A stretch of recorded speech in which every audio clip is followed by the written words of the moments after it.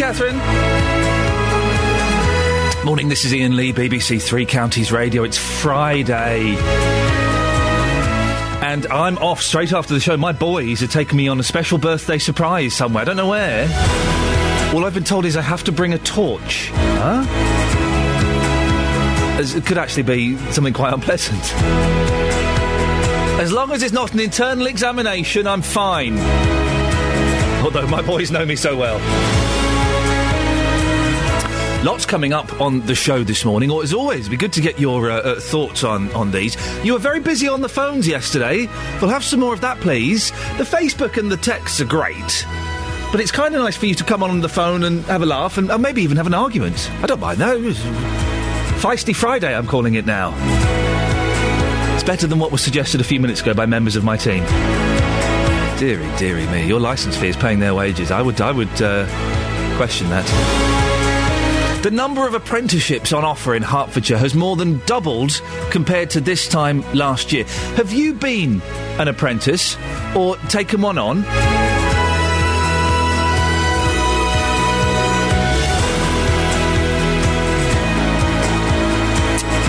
Is enough being done to tackle forced marriage in the three counties? And you know what it's like. There's someone you fancy, you want to impress them, so maybe you kind of do something to impress them. What have you done? I became vegetarian to impress a girl. Took a couple of years, but boy oh boy did it work.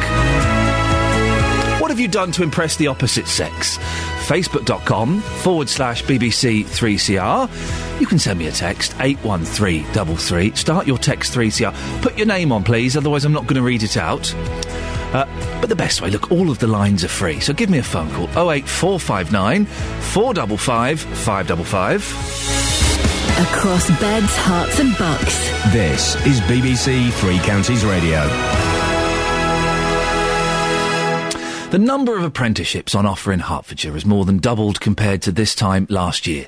Nationally, there's an increase in online applications, although in Bedfordshire there's been a 16% fall. Sarah Benioff is the Service Director for the National Apprenticeship Service, which released the steps. Morning, Sarah. Good morning. Why this jump? Why are less people taking them up, or are more being offered? What's happening? I think it's probably both. I mean, there's really probably never been a better time to do an apprenticeship, to take on an apprentice. 500,000 people started an apprenticeship last year, and so people are getting out there. There are jobs out there. We have 370,000 people made applications online across the country in the past 3 months, and we have about 33,000 actual jobs on our website, apprenticeships.org.uk, in the past 3 months across the country. What are the benefits of being an apprentice over a degree or a post-grad course? Well, I think it's a really viable alternative right now to a degree. It's a very personal choice, but basically you earn while you learn. So you can get a degree up to degree level while you're earning a great salary, creating your career and becoming a really skilled, qualified employee with a great employer. Some people might argue, Sarah, that it could be perceived as a way of getting cheap labour. We found some apprenticeships in Luton where they only pay £80 a week. Well, that I would certainly like to look into that, because there is an apprenticeship minimum wage which starts at age 16 with our youngest apprentices and goes all the way up to adult apprentices. And the average apprentice is getting over £200 a week, and that's the average. How do you go about vetting companies that are offering these jobs? Well, basically, we work with many, many reputable employers, all the big names that you've ever probably heard of. We check them personally, as well as the training providers and colleges with whom we work on the qualifications. They also check the employer. So there are a lot of checks going on. And before anyone can register a job on our apprenticeship vacancy website, they go through many quality checks. And what are the most popular apprenticeships that people take? At the moment, on our website, on apprenticeships.org.uk, business and administration are coming in top in terms of both the number of jobs out there and the people applying. But you name it, and there's an apprenticeship. So we have apprenticeships in children and young people's workforce, in hospitality and catering, in engineering, in media, digital. You name it, it's out there. Well, listen, best luck. Carry on doing the good work. That's Sarah Benioff, Service Director for the National Apprenticeship Service. Have you been an apprentice? Did it help? Why did you choose that route as opposed to maybe carrying on your education? Did it help? Was it easy? Did you feel you were getting a fair deal, or were you working for one of these companies that was only getting paid £80 a week? And have you taken on apprentices? If you run a business, were they any good? We have heard stories of companies taking on apprentices, and the apprentices don't even bother to turn up. Later on in the show, we'll be discussing what have you done to impress the opposite sex or the same sex. It's 2013. Everything goes, man. What have you done? We'll talk about that a bit later on. Front pages of the papers. To be honest, I've not looked at these in the slightest this morning. I've not really looked at the show. We're having so much fun upstairs chatting and arguing and offending Catherine Boyle that I've not really looked at anything. So, let me just have a quick sort of these papers and let's see what's going on. Right, of course, yes, a lot of it is the conviction of Mark Bridger yesterday, who was found guilty of the murder of April Jones, and he's going to spend the rest of his life in prison. April's killer jailed for life, says The Guardian. Bridger refuses to say what he did with the girl's body. Jurors weep as mother tells court of her anguish. What else is there? We won't cooperate with Snoopers Charter, says Web Giants. The 5 biggest internet companies in the world, including Google and Facebook, have privately delivered a thinly veiled warning to the Home Secretary, Theresa May. They will not voluntarily cooperate with the Snoopers Charter. I say good for them. I do think this Snoopers Charter is not a brilliant idea. And what I find slightly distasteful is, have you noticed that some people are now using the murder of that gentleman in Woolwich last week? Well, this proves we need the Snoopers Charter. Well, no, it doesn't prove we need a Snoopers Charter at all. It doesn't prove that at all. And shame on you for bringing Lee Rigby into this argument. Nothing to do with him. The Independent. She fought to come into the world. She fought to stay in this world. And he's taken her not only from us, but from everyone who loved her. How will we ever get over it? April Jones's mother, after Mark Bridger was found guilty. Jailed preacher who trained 21/7 bombers linked to Woolwich suspect. One of the suspects in the murder of drummer Lee Rigby is believed to have had contact with a terrorist instructor. And then there's a little thing about Mick Jagger. He's basically stuck... He set up Yours, Dolores, to the BBC. He stuck his fingers up to the BBC. The Stones, of course, playing Glastonbury. Why would you bother? Why would you go? I mean, a load of hippies taking acid in a field. Oh, exactly. Kelly Betsy said, yeah, that sounds good. I'm going. I'm going to go after that. Rock legends demand blackout to stop corporation broadcasting their entire Glastonbury set live on TV, radio and internet. Well, good for them. The Times. Superman. Is there a new Superman film coming out? Oh, sweet. I'll have some of that. After I've been to see the Liberace movie. I seem to be the only person in the world that's excited about the Liberace film. Oh, I can't wait. Michael Douglas playing Liberace. That fella playing the other fella. It's a dream. They're both 10 years too old to play the parts they're playing, but it looks wonderful. Can't wait for that. The Times. Murder of April Jones was obsessed with Soham killer. Someone, some commentator said, well, this shows that there is a link between violent child pornography and child murders. Duh? Yeah? You think? Between violent child pornography and really? I'd never have thought of that. The Daily Telegraph. Murder of April proves porn link to sex assaults. Well, there you go. Why marriage makes you happier than a large salary. Take your coat off. Summer is on the way. Yes, we'll see about that. We'll have a look at the Mail, the Express, and the Sun a little bit later on. I need to get your stories on what you have done to impress the opposite, or indeed the same sex. I actually became a vegetarian to get a girl to go out with me. It worked. It took another kind of 18 months of persuasion, but it worked. I certainly got the snogs in. I totally did. Yeah, Kerry, I've become a vegetarian. Oh, really? Snogs. They're not much for 18 months and then, you know. And I'm still a vegetarian. Not because I'm holding a candle for Kerry. That candle has long since melted down and been chucked in the bin. But it was what I did to impress her. So what have you done, dear listener? 08459 455 555. Well, our love correspondent is Justin Dilly. Good morning, Justin. Yeah, good morning, Ian. You well? I said our love correspondent, not our dirty pervert correspondent. Oh, you are pathetic, aren't you? Sorry? Becoming a vegetarian for love? Well, What's that all about? How is that pathetic? That's romantic. Did you used to really enjoy eating meat?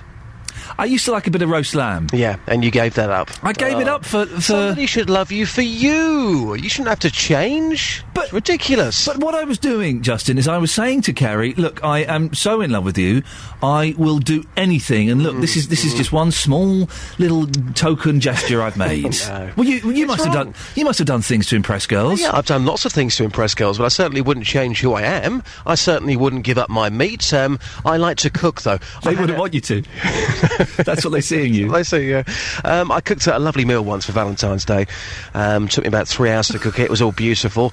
Sadly, I was up all night being ill. Don't know quite why, but something had upset me in that meal. Put it that way. Did you? You only cooked a meal once? Well, I've done it a few times, but that was a special meal. That was something out of a book, and I... Wow, it was out of a book, was it, Justin? It was out of a book. Wow. I followed it bit by bit, but sadly... You made it with love, did you? I made it with love. Sadly for me, though, it didn't quite agree with me. Is that the only thing? The thing is, Justin, let's be honest, you are a little bit of a fashion disaster. You do, no, with your ripped jeans and you can talk. your Val Dunican cardigan and your big pink T-shirt today. You do need to put in that little bit of extra effort, don't you? Well, I certainly don't want tips from you, that's for sure. How rude, how rude. Now, you've been talking to people in the 3 counties, asking them what they've done. Yes, I have. What they've done to impress the opposite sex. We had a slight embarrassing situation yesterday, and I'll tell you about this first. I went up to this man and I said to him, Sir, can I borrow your time for a second? I'm from the BBC, I'm from Iain Lee's programme. I said, I'm looking for what you've done to impress the opposite sex. And he was quite forthright in the answer. Absolutely nothing. Oh. So I asked again, I said, nothing at all? He said, no, absolutely nothing. No, I'm gay, mate. So I said to him, well, if you're gay, have you done anything to impress the same sex? No, nothing at all. So it was a rather brief conversation, but I did ask people what they've done to impress their partners, and this is what people had to say. Thank you for that anecdote. A couple of months ago, there was I was out with my girlfriend shopping, and she wanted some earphones, and they were about 120 quid, and I thought it was the most ridiculous price in the world for a pair of earphones, but she suddenly got the ump, and she got upset, and so she went to the bathroom, and the time she got back, I went and bought them, and it made her day. It just hit my pocket a bit too hard, but yeah, and that's the last thing that I'd done that was a little bit special that she appreciated.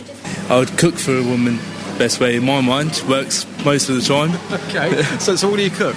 Take us through a typical dish. Typical dish for me would be like roast chicken, boiled veg, because you've got to get their health and all that lot in mind as well. You can't cook them chips.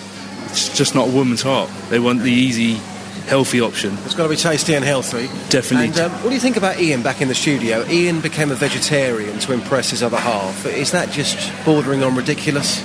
Well, for a meat man myself, I wouldn't change what I do, what I eat, to impress a woman. If she doesn't take it the way I want it, I'll leave her. We'll just try and help out with his 2 children because his wife abandoned them. But, you know, I don't need to impress him because he likes me the way I am. And I like him the way he is. It's just sometimes the 2 children bring me to a point where I could scream. Rosalind, you really pull out the stops to impress your partner. Can you tell us what you do to impress? Cook him a nice meal, go with him when he wants to go to cricket, watch cricket on the television. He's got his dream woman here, isn't he? Goes to New Zealand and watches cricket with him. I mean, he's a lucky guy, isn't he? I should hope so. Yeah. So tell us about what you cook him. If you were going to really impress him, he comes back from work, what would you cook him? He loves his meat pie or anything, but that's his favourite. So he comes home from work and you don't tell him, you go, there you go, big boy, there's your pie. Yeah, definitely. Did she actually mean meat pie, or is that a euphemism? No, she actually means meat pie. Good for her, well done. Oh, £120 on some headphones? I know, it's ridiculous, isn't it? But she has got that gentleman totally under her thumb. She throws a strop, walks away for a moment, comes back, and he buys the headphones. He sadly fell for it. I want me Dr. Dre's! I want me Dre's! Where's me Dre's?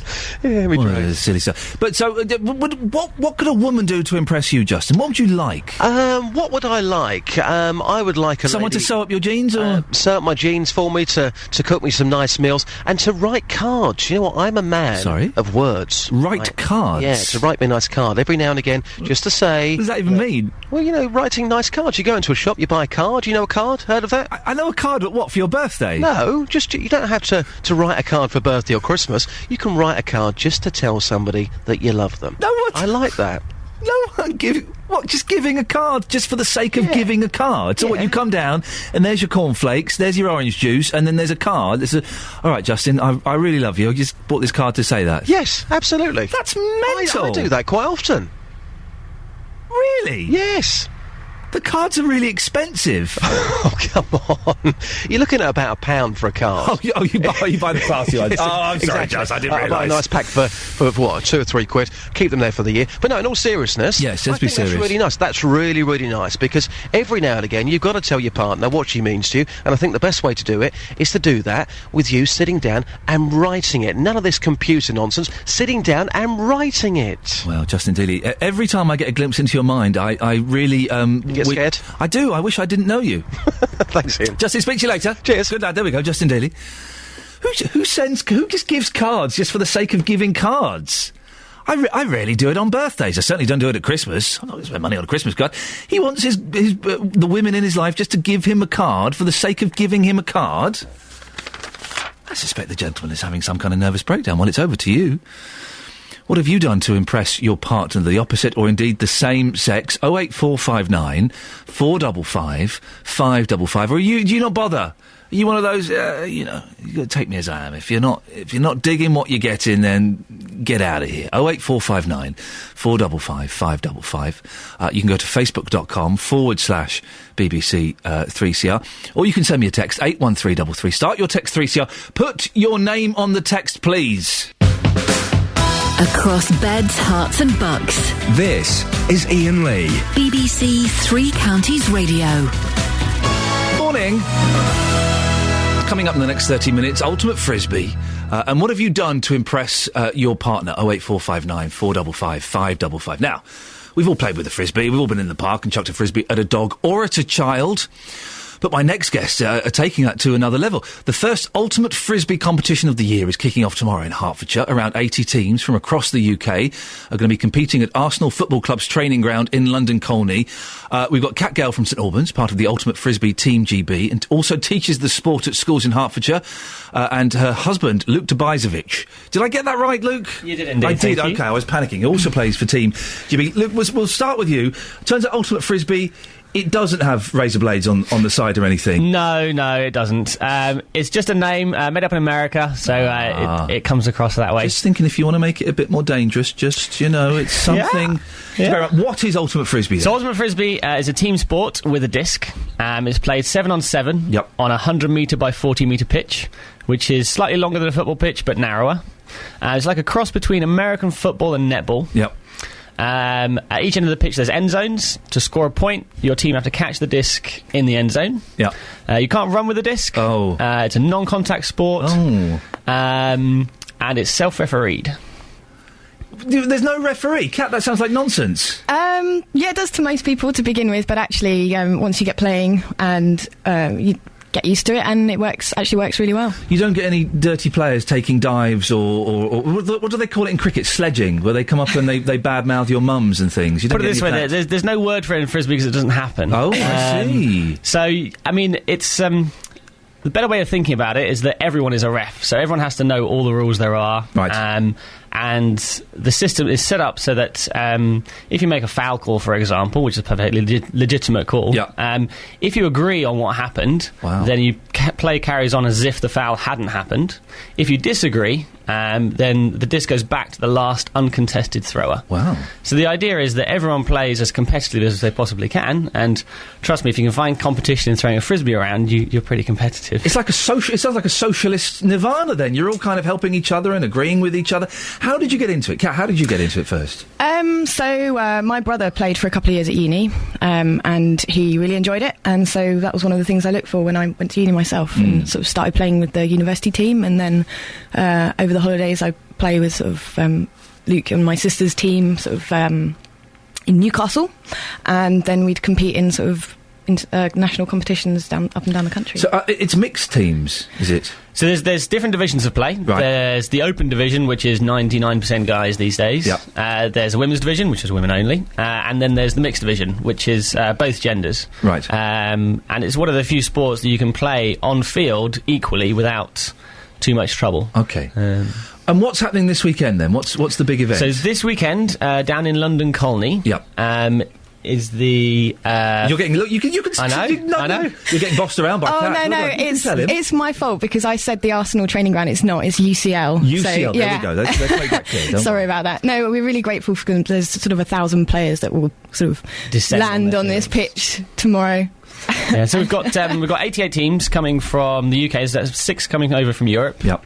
It's the first Open and Women's tour of the season. Mm-hmm. So all the mixed tours have already happened. We're going to be playing six 90-minute games. If people can come and watch, I'm assuming. They certainly can, yes. What are they going to see? They're going to see a lot of people sprinting around a pitch. They're going to see a lot of people jumping pretty high to catch discs. And they're going to see a lot of people what's called laying out, which is diving to catch the disc before it hits the ground. Oh, I see. Now it's sounding exciting. So yes. one of the rules is if the disc hits the ground, it's a turnover. So the other team get possession. Right. So you have to keep the disc sort of alive in the air. To be able to keep possession of it. Can you hold it and think? Do you have to throw it instantly? So you get 10 seconds on the disc, and it's counted by your opponent as they come to mark you. So this weekend, for example, we've got 88 teams. If you had officials in the game, you'd have to have about 3 referees per game. Wow. There's about 250 games going on, so you need about 800 referees. Blimey. I can see why you're self-refereed. It makes sense. So self-refereed opens the sport up to having competitions like this one, and also keeps the costs down. So just where exactly is this happening tomorrow then, and what times it'll kick off? So it's the UCL Sports Ground, which is off Bell Lane down in London Colney. Yep. There's games going on from 9 o'clock Saturday till 8 p.m. Saturday, 9 o'clock Sunday till 5 p.m. Saturday. Mm-hmm. Sunday, sorry. The most interesting games, there's a show game from 7 p.m. on Saturday evening. Yep. That'll be the GB under-23 team against the Irish under-23 team. And then the finals start at 2 o'clock on Sunday afternoon. OK, so people can come down and see that. And you mentioned that there are a couple of teams that are looking for sponsorship as well. Oh, well, yeah. So this summer is the World Games in Cali and... Colombia. Thank you. In Colombia. I'm getting a bit of tension between you two. Is everything all right? Do you need counselling or anything? I can recommend someone good. No, but it's never a good thing when we play on the same team together. Right. It doesn't work out. There's no government sponsorship, so every player who plays national, international level have to fund themselves. Right. So the teams try and get as much sponsorship as they can from companies and things. So the World Games team are definitely trying to get as much support because they've got to get 13 players out, a physio, their sort of captain, coach, and it's going to cost sort of upwards of £5,000 in the end. So yeah, they're looking for Kickstarter. Put it on Kickstarter. So they've got an Indiegogo campaign. Yep. If you just search for GB World Games Ultimate, you'll find it on there. Brilliant. I think it's got 2 or 3 days left to run on that. Okay. I think in total, the whole team is going to cost them about £38,000 to get out there and play. So at the moment, each of them is contributing a fair whack. Well, listen, thank you so much for coming in this morning. Very nice to meet you. And I hope you enjoy the weekend, and I hope it all goes smoothly. It's very nice. Ultimate Frisbee. Ever played it? 08459 455 555. Now, 2 women are due back in court today in Luton after it was alleged they breached a court order banning any arranged wedding, something that both women deny. Well, the actual act of forced marriage isn't illegal in the UK, but is it enough being done to stop it? Our reporter Raj Patney spoke to Carla Thomas, who's the joint head of the Forced Marriage Unit, and asked her how big the problem is. We see around 1,500 cases a year that comes from calls to our public helpline. But obviously that's really only the tip of the iceberg because so many people are still afraid to come forward. Part of the work we do around the country, going into schools and colleges and universities, so we talk to young people, we tell them what the signs of a forced marriage are and what they can do if they're worried about themselves or if they're worried about one of their friends as well, because that's a really important way for us to find out about cases. And as well as that, we're trying new ways to reach people. So we've just launched a smartphone app, which you can download on the App Store. It's named after Freedom Charity. And that tells young people what the signs of a forced marriage are and allows them to make contact with us that way if that's what they prefer. At the moment, the act of forced marriage isn't illegal. What measures are you taking to prevent it from happening? So it's not illegal at the moment, but we are currently legislating to make forcing someone to marry a criminal offence. And that legislation is on its way through Parliament now, and we'd expect it to be passed this year or next year. So that's on its way, but there are still current legal protections. So the main one being a forced marriage protection order. And that's a civil order that you obtain in the family courts, which can be used to protect someone against a forced marriage or to help them return back to the UK if they've been taken overseas for a forced marriage. But of course, all that goes along with all the work our unit's doing, helping individuals who are going through cases, giving them advice and helping them come back if they've been taken overseas. You mentioned the forced marriage protection order there. Who are they usually given to? Well, anyone can go out and get an order on their own behalf or on behalf of someone else. So in a lot of cases, the police or social services will get an order on someone's behalf. And again, it's for people who are at risk of being forced into marriage or people who have already been forced into marriage and need some extra protection as a result of that. Obviously, there are cases where some of the people involved, the victims, are under 18. Is it quite difficult to reach them and get them help? Well, if the victim's under 18, if we're notified of a case, the first thing we'd do is report it to social services, because obviously it is a child protection issue. But again, for young people, what we would try and do is talk to them on their own when they're away from their parents and when they can tell us what they want to happen, what they're worried about, and we can tell them what kind of support there is out there. You go into schools, you talk to students. Is there much advice and information available for adults as well? Yeah, of course. So if an adult's worried, they can have a look at our website or they can call our helpline. And as well as young people, we do get a lot of calls from adults over 18 as well. And again, if someone calls us, we'll talk them through their options, explain what their rights are, what choices they have, and help them come up with a solution that they want to happen and help them get out of that situation. That was Carla Thomas, who's joint head of the Forced Marriage Unit. 08459 455 555. Should we find out what's happening on the trains and the roads? Shall we? Yeah. Thank you very much, Ian. Looking all right. You're right, Adam. Yeah, I'm good. I'm good. You sound a little bit down. Don't know why. Has anything happened? I mean, it may not be the right place to talk about it, but I've always got an ear. I've got two. If you wanted to speak into one or either of them, it's always good to know that you've got two ears in. No, yep. I'm fine, and I'm looking at the roads, and there's nothing going on. Well, in that case, if you're fine, could you maybe perk up a little bit? Just okay. Don't need to bring everyone down. No problem. Is that okay? Right. Do you want me to start again? Yeah. Okay. It's all right. Right. Let's find out what's happening on the roads and the trains. It's Adam Glynn, the crazy travel guy. Thanks very much, Ian. Looking at the A1, much better toward London. Adam Glynn, BBC Three Counties Radio. How did that feel? Different. Oh, you made me chuckle. Thank you, Adam. You're a good sport as always. We are asking this morning, what have you done to impress your partner or a member of the opposite or indeed the same sex? If you go to facebook.com/BBC3CR, you will see a picture of me doing my best to impress the rather disinterested Justin Dealey. We had to take that photo 7 times before he was happy with it. So there's a show, which you may or may not have heard, Saturday evenings, BBC Introducing, it's on BBC Three Counties Radio, unsigned, undiscovered and upcoming musicians. To be honest, you listen to it and some of them you realise why they're unsigned. But there's only a few of those. There are some brilliant bands and singers and songwriters and things. If you want to have a chance of getting your music on the show, then go to bbc.co.uk/ it's never a backward slash, introducing, and you can upload it there. I would suggest upload your best one. It's just a suggestion. I don't know much about the music business, but I would always suggest upload your best one. Don't upload your rubbish songs, please. Try and make them a bit bouncy. Now, it could be played on BBC Introducing by a bloke called Gareth. Could be played on my show. More importantly, it could be reviewed by this lady, Nanny Eileen. Good morning, Eileen. Good morning, Ian. For those who don't know, because we're getting new listeners all the time, unfortunately, my grandparents, my biological grandparents, are no longer with me. You came on the show one day. You were so delightful.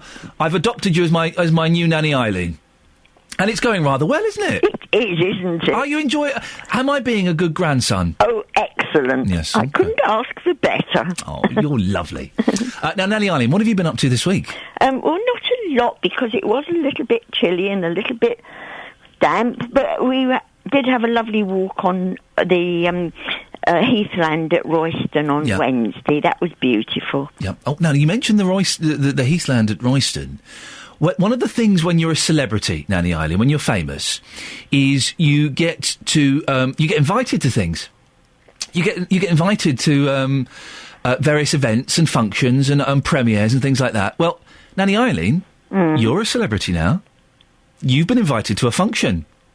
Oh, really? Yes, Pat Duckworth has got in touch on the Facebook page. Says, Dear Ian, the Committee of Royston Secrets would like to invite Nanny Eileen to Royston Open Secrets on the 9th of June at the Heath. We know she enjoys the Heath and loves dogs, and we have a dog show as part of the event. It would be lovely to meet her. You're joking? No, I'm not. That's Pat Duckworth. Oh, brilliant. So that's good.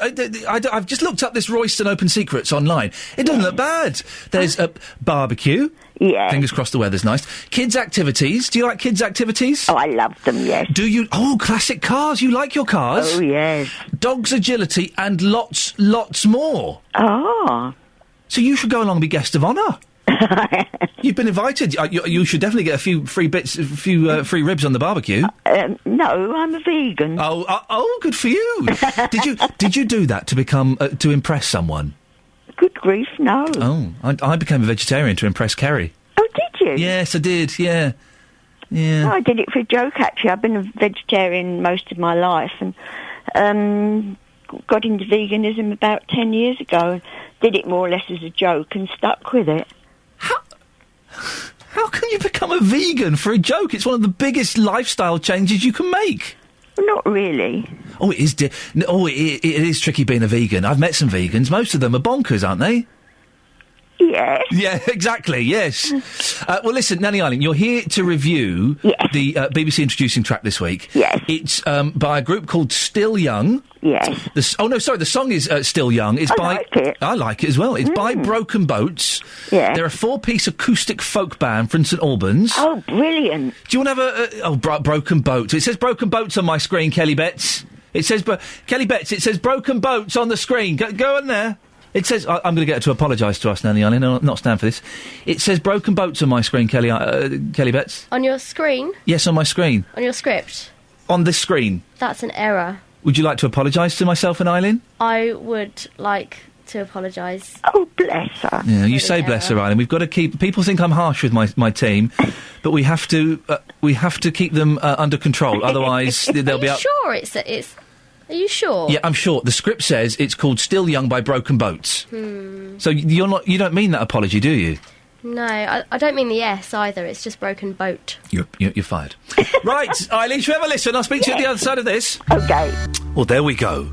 I thought that was... Well, it doesn't matter what I think about it. That was Broken Boat and Still Young. What did you think, Nanny Eileen? I loved it.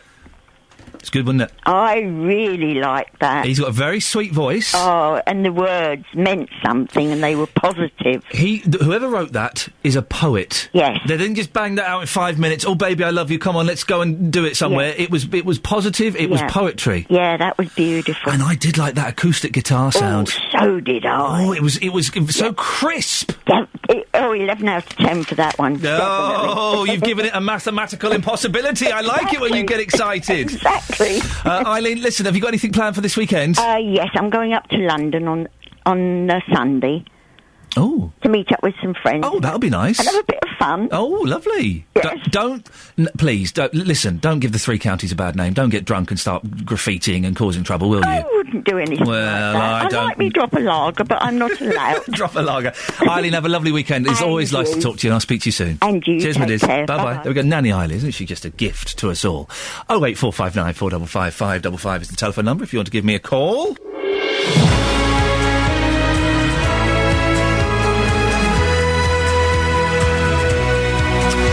This is Iain Lee, BBC Three Counties Radio. Coming up between now and 8 o'clock, we'll have the latest on the April Jones situation that it was all held out in court yesterday, and we'll find out exactly what's been going on.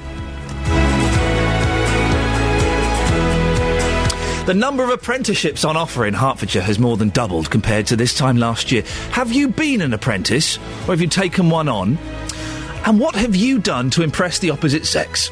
08459 455 555. Across beds, hearts and bucks. This is BBC Three Counties Radio.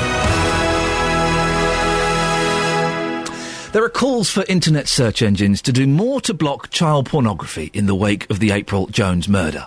Mark Bridger is beginning a whole life sentence for killing the 5-year-old, with the judge describing him as a paedophile and a pathological liar.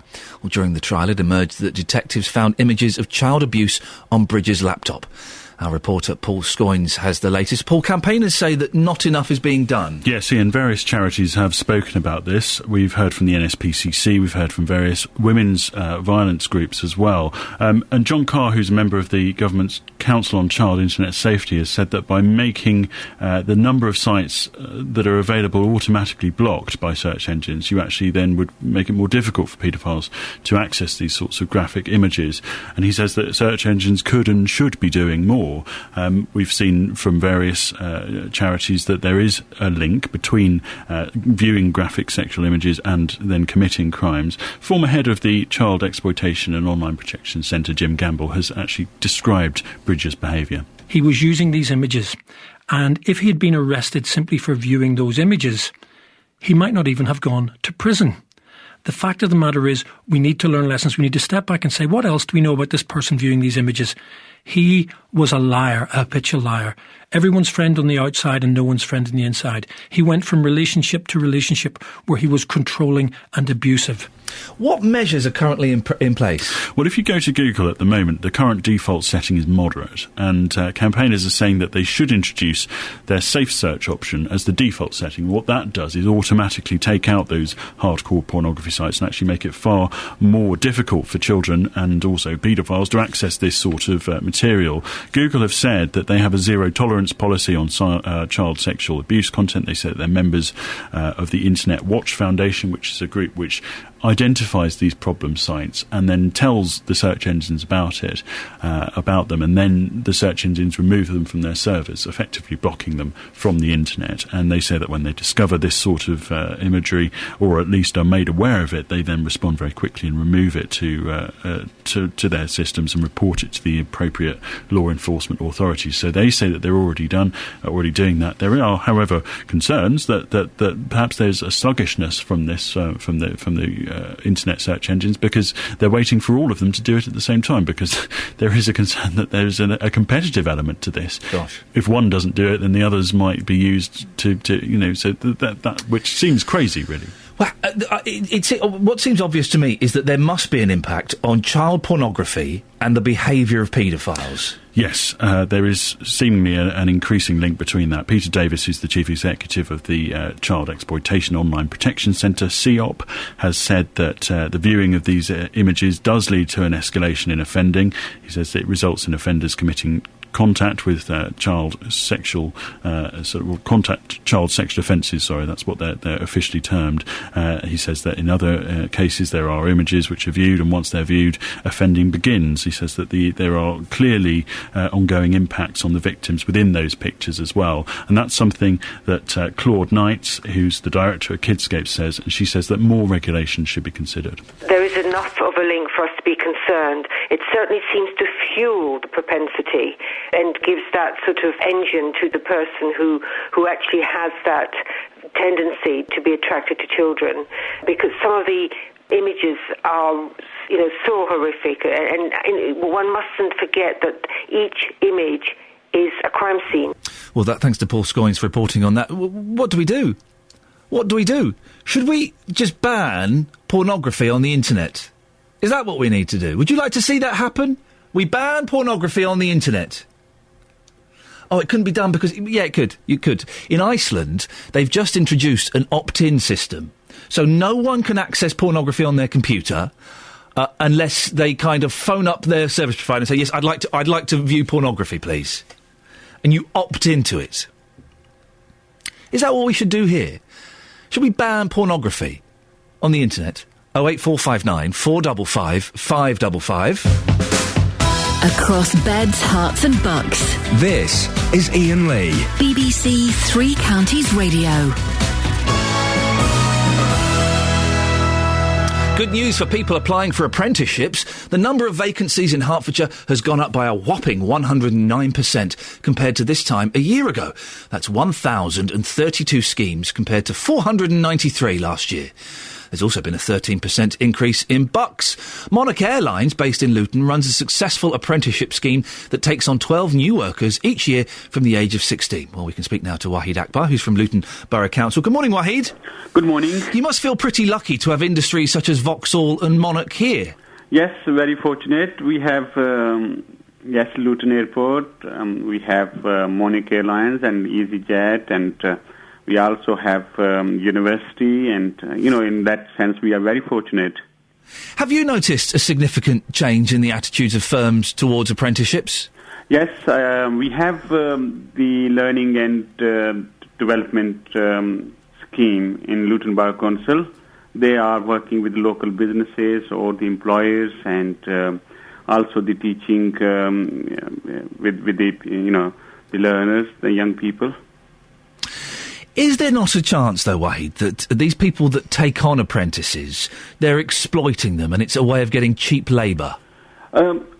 I don't know about that, but I think there are positive things like they have opportunity to learn and also earn at the same time, and they can develop their experiences and skills and knowledge and information and the business.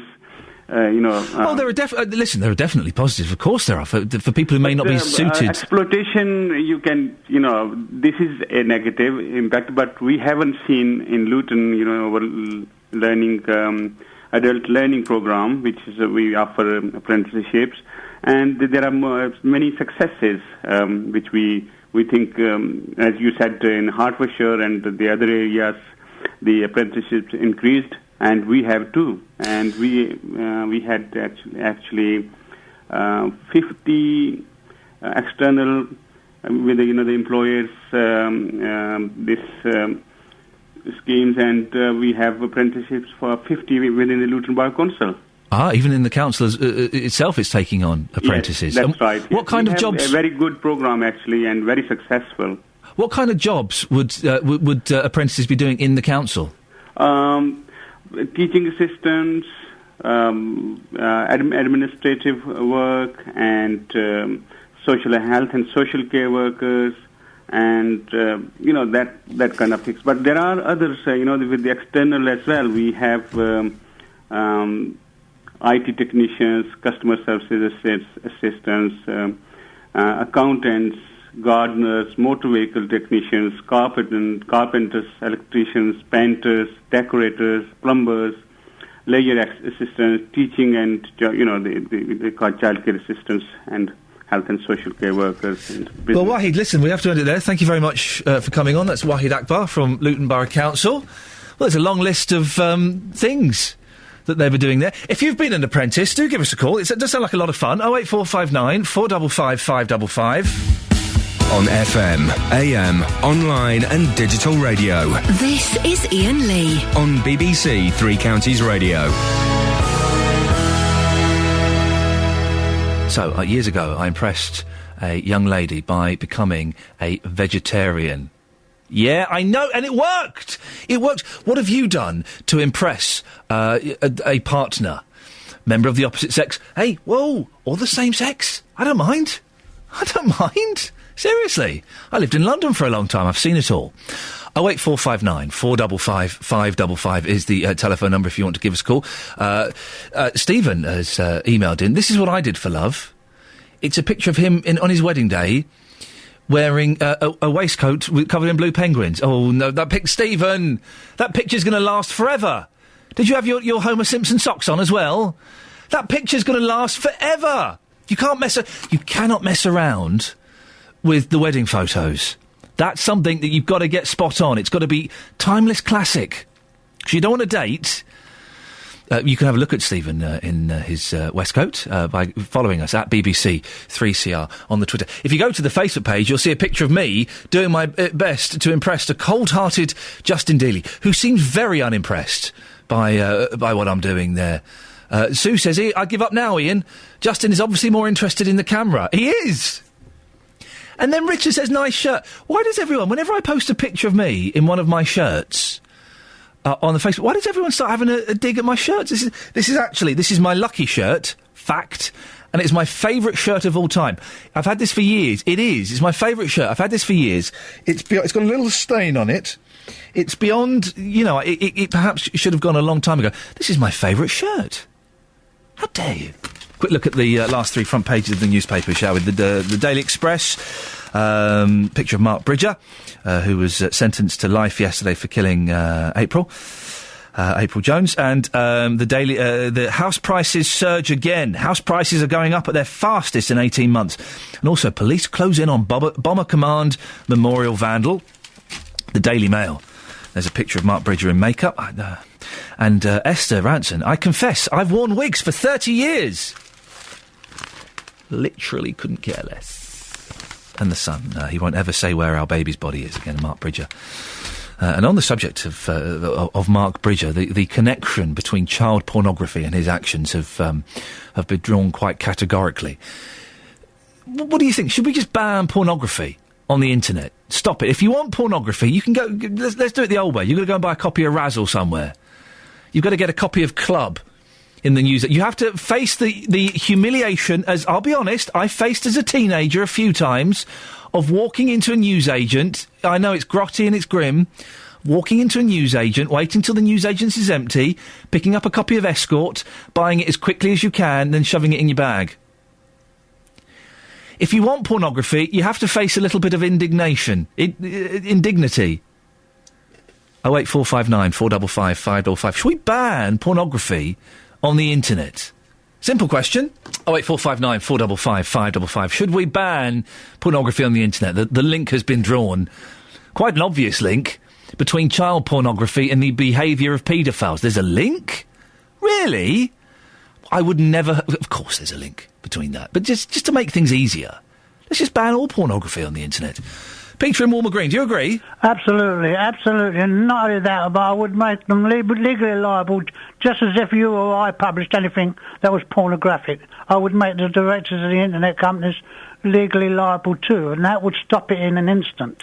Which internet companies? Google? Any company that publishes internet images. Pornographic images, sorry. Yeah, I mean, it's got to be, because it's getting worse and worse and worse. And in fact, we're sounding like a total news of the world in the world. Just the news of the world, really. Some of the sites I go to, Peter, to download music and legitimate things, quite often at the side there'll be an advert of a girl in her pants saying, meet sexy MILFs in your area, sexy Russian, I don't necessarily want to... It's appalling, really. It's just like telephone box, the old telephone boxes, wasn't it? Yeah. And that's, I mean, that is for children to be able to view images like that. Yes. Even that is mild compared to some things that they do show on the internet. I have heard legend of some of the things they do on the... But the argument could go the other way, Peter. Supposing I'm a single bloke, I'm not, but if I was a single bloke in my 30s, at home, and I like looking at videos of people, doing rude things. Well, should I be stopped from doing that? I was in the Army National Service for a couple of years, and I can assure you that there's only about 1 or 2% of men, 1 or 2% of men are that way inclined. 1% you can see it by their actions when you're in service with them. What way inclined? Well, they would go out and find ladies, if you like, whether it was in Germany or anywhere else, and engage. About 1% of the men were like that. There wasn't a huge number. Hang on a minute, Peter. Are you saying that only 1% of men like pornography? Are interested in pornography, yes. 1%? About 1%. Oh, I bet it's a lot more than that. Now, if you take a simple little thing... Yeah. A simple little thing. Yeah. For many, many years during the Second World War... Yeah. We had Jane, who was down to skimpies, but she was down to skimpies. She was never, ever naked. Jane? Never, ever naked. Jane who was down to her skimpies? Your next-door neighbour? There was a cartoon series that all the troops used to look at before they read the newspapers. Yeah. Oh. And it helped morale, but... It wasn't pornography. So, final question: should we allow girls in their skimpies on the internet or not? Providing it's not pornography, sure. Peter, I think you make a very good point. Thank you very much indeed, Peter and Walmer Green. What do you think? Should we ban pornography on the internet? Do we set a limit? Women in their skimpies, like Jane, should be allowed on, but nothing else. 08459 455 555. On FM, AM, online and digital radio. This is Iain Lee. On BBC Three Counties Radio. The funeral of Paul Foster, who was shot dead in Luton, is due to take place at the Vale Cemetery today, followed by a wake on Lucy Farm. We can talk now to our reporter, Justin Dealey. Justin, remind us what happened to Paul Foster. Well, 46-year-old Paul Foster of Hebden Close was shot and killed in Luton shortly before midnight on Tuesday, the 9th of April. He was married with children. Mr. Foster died at the Luton and Dunstable Hospital after being shot outside a house in Brunel Road. Now, he was thought to be leaving a friend's house, and it might have been a case of mistaken identity. What did police say at the time, Justin? Well, the incident happened during a spate of gun-related crime in Luton, and the police were very quick to come out and reassure local residents. Detective Superintendent Jeff Hill, he's from the head of the Major Crime Unit, he said because the shooting happened in a residential street, it left the community feeling very vulnerable. He also said that Mr. Foster's loved ones deserve to see those responsible brought to justice, and has appealed to members of the community to come forward. This contributed to the armed police being deployed in Marsh Farm and Lucy Farm. We saw that, of course, in the national press.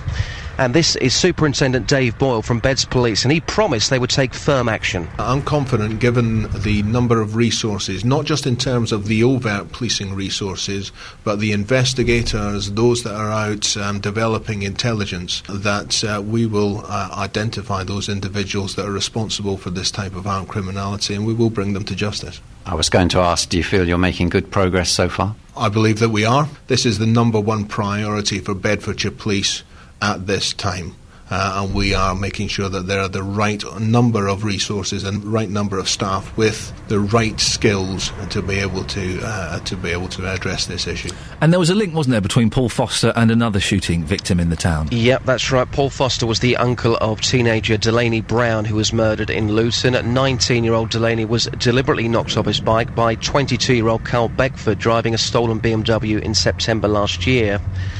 Beckford was found guilty of murder early this month and told he'll serve a minimum of 24 years for the crime. Delaney's grandfather, Delaney Brown Sr., explained that this kind of behaviour wasn't typical, though, amongst young people in the area. We're working with these young men, particularly my son is working with these young men in the recording studio, and generally they're normal, loving young men. When they're together as a group, they have a lot of banter, have a lot of laughs. If there is situations that they feel that they have to defend or lack of respect by others, then they will then defend that. And if they're being attacked, they will attack back. And so, it's normal kids. We're talking about between the ages of 15 and 21 in terms of what my grandson hanged them out with. And so it's Paul Foster's funeral later today? Yeah, Paul Foster's funeral will be followed by a wake on Lucy Farm, and it's thought between 500 and 1,000 people will be attending this event today. Bedfordshire Police, they're advising motorists of traffic delays in the centre of Luton. That's from around 9:30.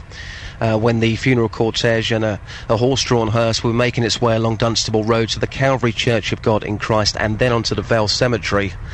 Police are asking for patience at what they describe as this sad time, and they say they'll do all they can to minimise any disruption. You've been speaking to people in Luton about gun crime, Justin. What have they been saying? Yeah, absolutely, Iain. We've spoken to many people about this now in the last few weeks. People are very, very concerned. They want this problem to go away. This is what people have told me. Needless to say, it's a tragedy, and it would be lovely if, peace could be restored. Marsh Farm's got a bad name and a bad reputation, particularly because of recent events, and we're just hoping that things can calm down and that people who live within the community and the surrounding area don't feel threatened by, recent events and what's been happening. Madam, you went to school with a person who was stabbed over the weekend. What was he like when he was at school? He was a nice guy. Didn't really know him that well, but knew of him. It's more worrying because obviously the kid's growing up in Marsh Farm and stuff. You don't want him seeing that kind of thing. The police have to get back into contact with the communities and the people that live in those communities and start being working together to get it sorted, because otherwise they're not going to get anything done at all. I think the violence will carry on as well at this point in time until they get it. I mean, having the armed like Northern Ireland in Luton is crazy. I mean, the amount of weapons and heavy machine guns that the police have got walking around, it's like Belfast. It shouldn't be like that in Luton. And what progress has there been, Justin, over the shooting of Paul Foster? Well, following the spate of gun-related incidents, we mentioned one conviction already in the Delaney Brown case. Yesterday, police revealed they'd arrested a man in connection with a shooting in Fountains Road. That was on May the 5th. But as regards to the death of Paul Foster, there's been no breakthrough yet. The police, they continue to appeal. They've done so on your programme, and they're appealing to the local community to come forward with any help which may bring the killers to justice. Justin Dealey, thank you very much. Call 08459 455 555. BBC Three Counties Radio. So, what have you done? By the way, there's still the page 3 is still covering up the nipples as respect to Lee Rigby. I do find it incredible. They are. They're wearing Help for Heroes T-shirts. You can just see the under side, but it does seem an odd thing. Oh, for goodness sakes! Why do we still have page 3? It's the one thing that I keep scratching my head. I'm looking through the Sun. Apart from the horrific events. Around that young girl that was murdered, April Jones. There's very little going on in the world. Britain's Got Talent seems to be taking up most of the papers. I've not even watched that. There's a young lad who apparently is a very funny comedian. No, I bet he's not. I bet he's not. I bet he's not. I bet he's all right. I bet he's a bit stroppy. Is he stroppy? He's Kelly Betts, put your headphones on. Is he funny, this 14-year-old boy? Is he proper funny? He's proper funny. Why? He just is. It's just funny, like, you know. He's a lad, he's in a wheelchair, isn't he? He is. He's got, what's his name, Jack Carroll, age 14. Yeah. He's friends with, who's the, Manford, Jason Manford. Oh, yeah. He's kind of under Jason Manford's wing. So I don't he? know if that's necessarily the best direction. He is funny, you should watch him. He's funnier than you. Sorry? Nothing. Oh dear, we seem to have lost the connection there with Kelly Betts. How rude. How rude is that? There really is. I'm flicking through the papers to try and find anything of interest. Save your money today. If you normally buy a newspaper, don't. There's, there's that. There's nothing at all. Absolutely nothing. What a waste of space they are today. Do you know, papers should be honest. Years and years ago, about 70 years ago, there was a news report on Radio 4, or the Home Service, like, whatever it was called then. And it says, right, it's time for the news. And the broadcaster went, well, there is no news today, so here's some music. Fantastic. We should do that. Newspapers should do it. There is no news today, so we're not going to print anything. Should we be banning pornography on the internet? Complete ban. You can't get it. Nothing. It doesn't do us any good, does it, really? It doesn't help anything. 08459 455 555. Call 08459 455 555. BBC Three Counties Radio. Morning, coming up. Excusez-moi. Excusez-moi. There is a little frogette in my throat. Every time I say that to my boy, I say there's a frog in my throat, he wants to look in my mouth. What an idiot. No, he's only 3. Coming up in the next 30 minutes, what have you done to impress the opposite sex? Should we ban pornography on the internet? But before that, let's talk about forced marriage. 2 women are due back in court today in Luton after it was alleged they breached a court order banning any arranged wedding. Both women deny breaching the Luton County Court order. The actual act of forced marriage isn't illegal in the UK, but is enough being done to stop it. Well, our reporter Justin Dealey has been out in Luton. Justin, who have you been speaking to? Well, Iain, we've got this incredible piece of audio coming up here. This lady doesn't wish to be named, and I need to make this clear right now. This is not a case study that an organisation have set up for us to talk to this morning. This was somebody who I spoke to earlier on the streets of Luton. Now, this lady was forced to marry a man who she didn't love, and she's been telling me her story. You had to do it. You had to go through it. Otherwise, you were the ostracised person, the person who would be not accepted in the family, the community, and stuff like that. Mm-hmm. How did that make you feel as a person? I was so young at the time that, obviously, looking back now, it wasn't very nice. I wouldn't do it to my children. It shouldn't happen. And, but I think at the time, a lot of people, like myself, were young, don't really know much different. Yeah. It's what the parents say that goes, and that's it. And I take it you're not with that person now? No. How did that end? Because if you're saying that you'd be stereotyped for not having that marriage, how did that marriage end for you? Because, again, you must have been stereotyped there. It ended very badly, actually, and I don't have much to do with my community because of it. And you just don't feel like you'll never be accepted again, because you've gone against the culture, you've gone against your country, you've gone against your people. I find it fascinating what you're saying. Just lastly, do you still know people this year even that are trying to be put into marriages that they clearly don't want to be involved in? Yes. Yeah, I do. And we're talking, what, one or two, or we're talking more than that? Probably one or two that I know of. And I actually try to advise them, but they say to me that, you know, it's something they have to do and they can't go against family. So they're going to have a life full of unhappiness just because it's what their family want? Probably, yeah. A lot of them do stick with it and just stay unhappy. A lot of them don't. A lot of them have girlfriends on the side, boyfriends on the side. You know, violence goes on and stuff like that. It's a horrible thing, really. So it's never going to go away? I don't think so.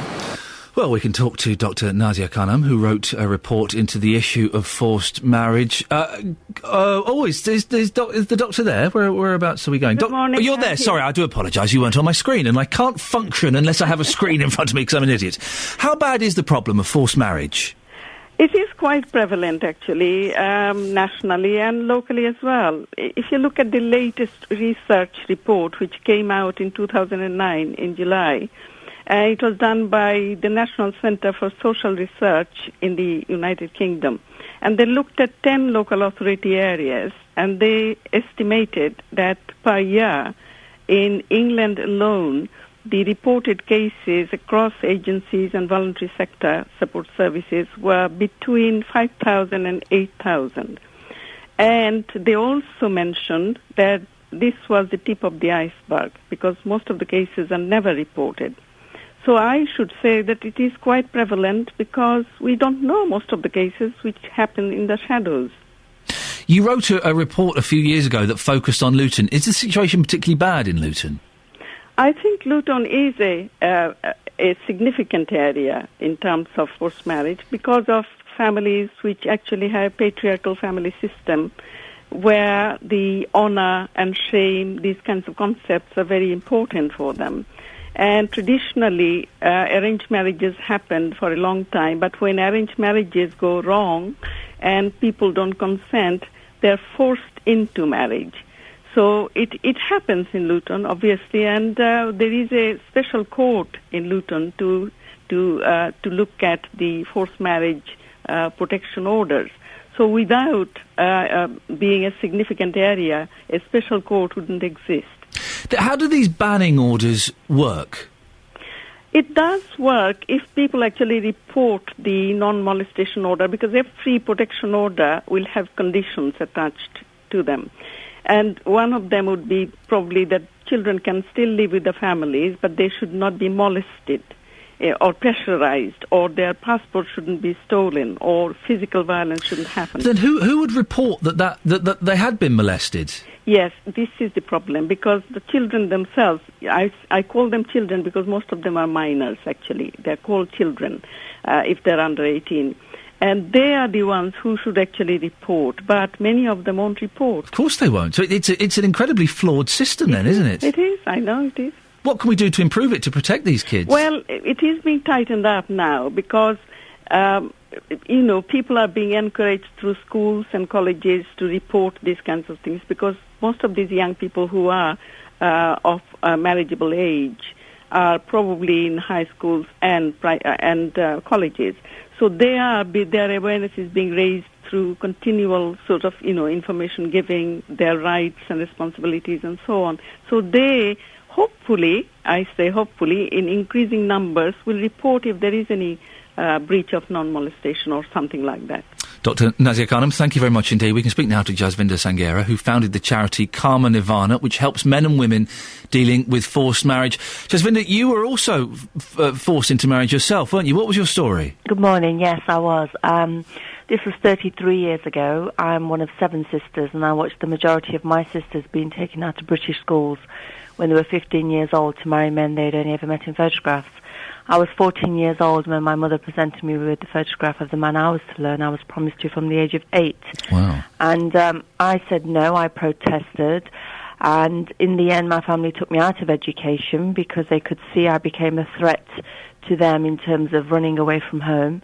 I was held a prisoner for a while in my bedroom upstairs. And when I say prisoner, the lock was on the outside of the room.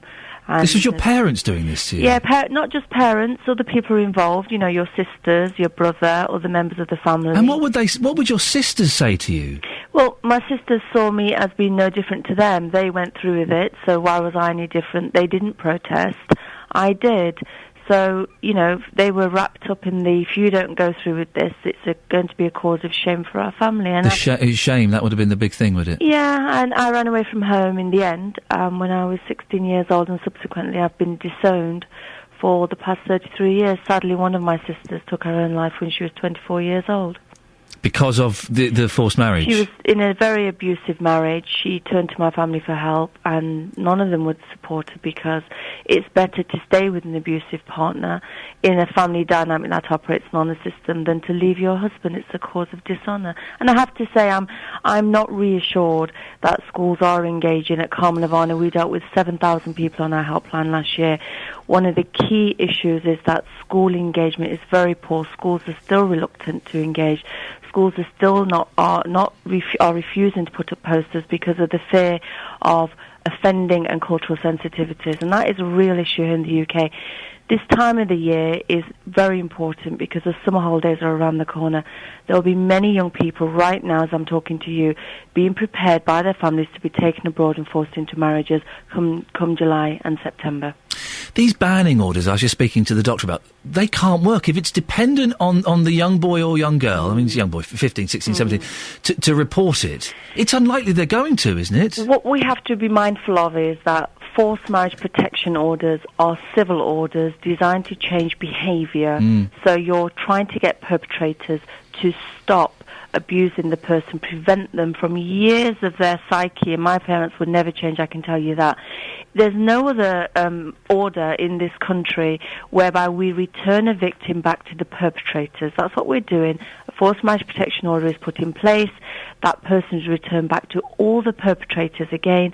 There may be perpetrators not named in an order that just give them one look, which is why we see victims' reluctance with respect to wanting the order there. Very often they ask for the order to be removed because everything is fine now, which is why this year I'm pleased to say we're going to see a standalone criminal offence of forced marriage, which was announced in the Queen's speech. The Prime Minister has given his commitment to that. For me, that is going to be extremely symbolic in a victim owning this as a crime. Your charity, Karma Nirvana, how do you help people? Well, we operate the only national helpline that supports men and women. Currently, that helpline is receiving around 600 calls a month. If a victim calls the helpline, our call handlers are trained in risk assessment in the issues. We can do a number of things. The important thing is that victims understand they don't have to go through with this. I'm a survivor myself. If they call the helpline, we never engage with family members. That's really important to understand, so we don't mediate with perpetrators. We are their listening ear. We can organise accommodation for them, be it refuge provision or be their advocate with social services to put them into foster placement. We work with professionals who call the helpline. 42% of our callers are police officers, social workers, other people calling, because this to them is extremely complex. It's really important professionals pick up a helpline number and they call and they seek advice, because if you get it wrong and start to engage with perpetrators, you can increase the risk. And we saw that, and sadly we've seen murders such as Shafilia Ahmed, who was murdered by her mother and father, a young girl with the same profile of victims like me 33 years ago, who went to over 5 organisations and was never believed, was always returned back to her family, and sadly in the end her life was taken. Jasmine, the final question, do you miss your family, your mum and dad and your sisters? Well, I have reconciled the disownment. You know, I have 3 children of my own. You have to live with that and start rebuilding your life. I have to say, if I was 16 today, I would make the same decision, because one thing I didn't know at 16 that I fundamentally know today is that you make that decision for your children in the future. My children will never inherit that legacy of abuse. I've broken that cycle. Today they're independent, free thinkers, they're empowered. And as a parent, that's what you want for your children. So for me, there's no regrets. Yes, I've missed my family, but if I was 16 today, I would do the same thing. And victims need to understand that when you make that decision to go through with it for the sake of your family, it is a decision for life that will impact not just on you, on your children too. Thanks very much for joining us this morning, Jasvinder Sangera from the charity Karma Nirvana, who help men and women dealing with forced marriage. Oh, what incredible stories. Doesn't it make you think how lucky we are? Apprenticeships, more and more apprenticeships being offered. Have you done one? Is it something you did, or have you taken on an apprentice? Were they any good? Were they a bit slack-jawed and bit rubbish? 08459 455 555. Some texts here. Gary in Luton says, modern apprenticeships are not worth the paper they're written on and have been dumbed down so much it's frightening. The vast majority of these new tradesmen are in fact incompetent and when left alone couldn't carry out the most basic of tasks. Colleges are only interested in bums on seats for which they get government funding and aim to get maximum number of students in classes, whether they're disruptive or not. I've even seen violent ones allowed to return to class rather than be thrown out. Even Luton Borough Council apprenticeships, I wish you'd called in when we had Wahid on. Even Luton Borough Council, sorry, I'm a bit clarty, I've just had a Mars bar, sorry. Even Luton Borough Council apprenticeships are a waste of time and no more than a PR exercise. Bring back the days when an apprentice had to work with a tradesman for several years, one-on-one, and actually learn the job they've been chosen to do. Hang on a minute, does that mean they're not then? So the apprenticeship, you sit in college? That's what Gary seems to be saying, is that right? I thought you did, I thought you'd go out with Steve the plumber. And you'd follow Steve around and you'd start by collecting his toolbox and then picking out the right spanner and then eventually he'd say, right, go on, you fix this, I'll watch, and then he'd be off. Is that not now how it works anymore? Am I being incredibly naive about all of this? 08459 455 555. What have you done to impress someone? We all like to do it, whether it's doing our hair differently or changing the way we dress. I became a vegetarian to impress a girl. Well, our reporter, Justin Dealey, has been out to find out what you've done to impress the opposite sex or the same sex. A couple of months ago, I was out with my girlfriend shopping, and she wanted some earphones, and they were about 120 quid. And I thought it was the most ridiculous price in the world for a pair of earphones. But she suddenly got the ump, and she got upset, and so she went to the bathroom. And the time she got back, I went and bought them, and it made her day. It just hit my pocket a bit too hard. But I would cook for a woman. Best way in my mind, works most of the time. Typical dish for me would be like roast chicken, boiled veg, because you've got to get their health and all that lot in mind as well. You can't cook them chips. We'll just try and help out with his 2 children because his wife abandoned them. But, you know, I don't need to impress him because he likes me the way I am. And I like him the way he is. It's just sometimes the 2 children bring me to a point where I could scream. Cook him a nice meal, go with him when he wants to go to cricket, watch cricket on the television. He's got his dream woman here, isn't he? Goes to New Zealand and watches cricket with him. I mean, he's a lucky guy, isn't he? I should hope so. Yeah. So tell us about what you cook him. If you were going to really impress him, he comes back from work, what would you cook him? He loves his meat pie or anything, but that's his favourite. So he comes home from work and you don't tell him, you go, there you go, big boy, there's your pie. Yeah, definitely. You can cook someone chips if you cook good chips. That's the trick.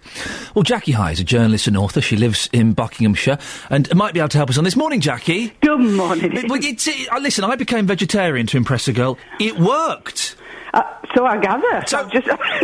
I know. And you've stayed vegetarian, so it must have been, you must have really meant it. I did. I'm hoping she comes back one day. I wonder if the girl is still vegetarian, though. Oh, do you know, that's interesting. Yeah, she might not be.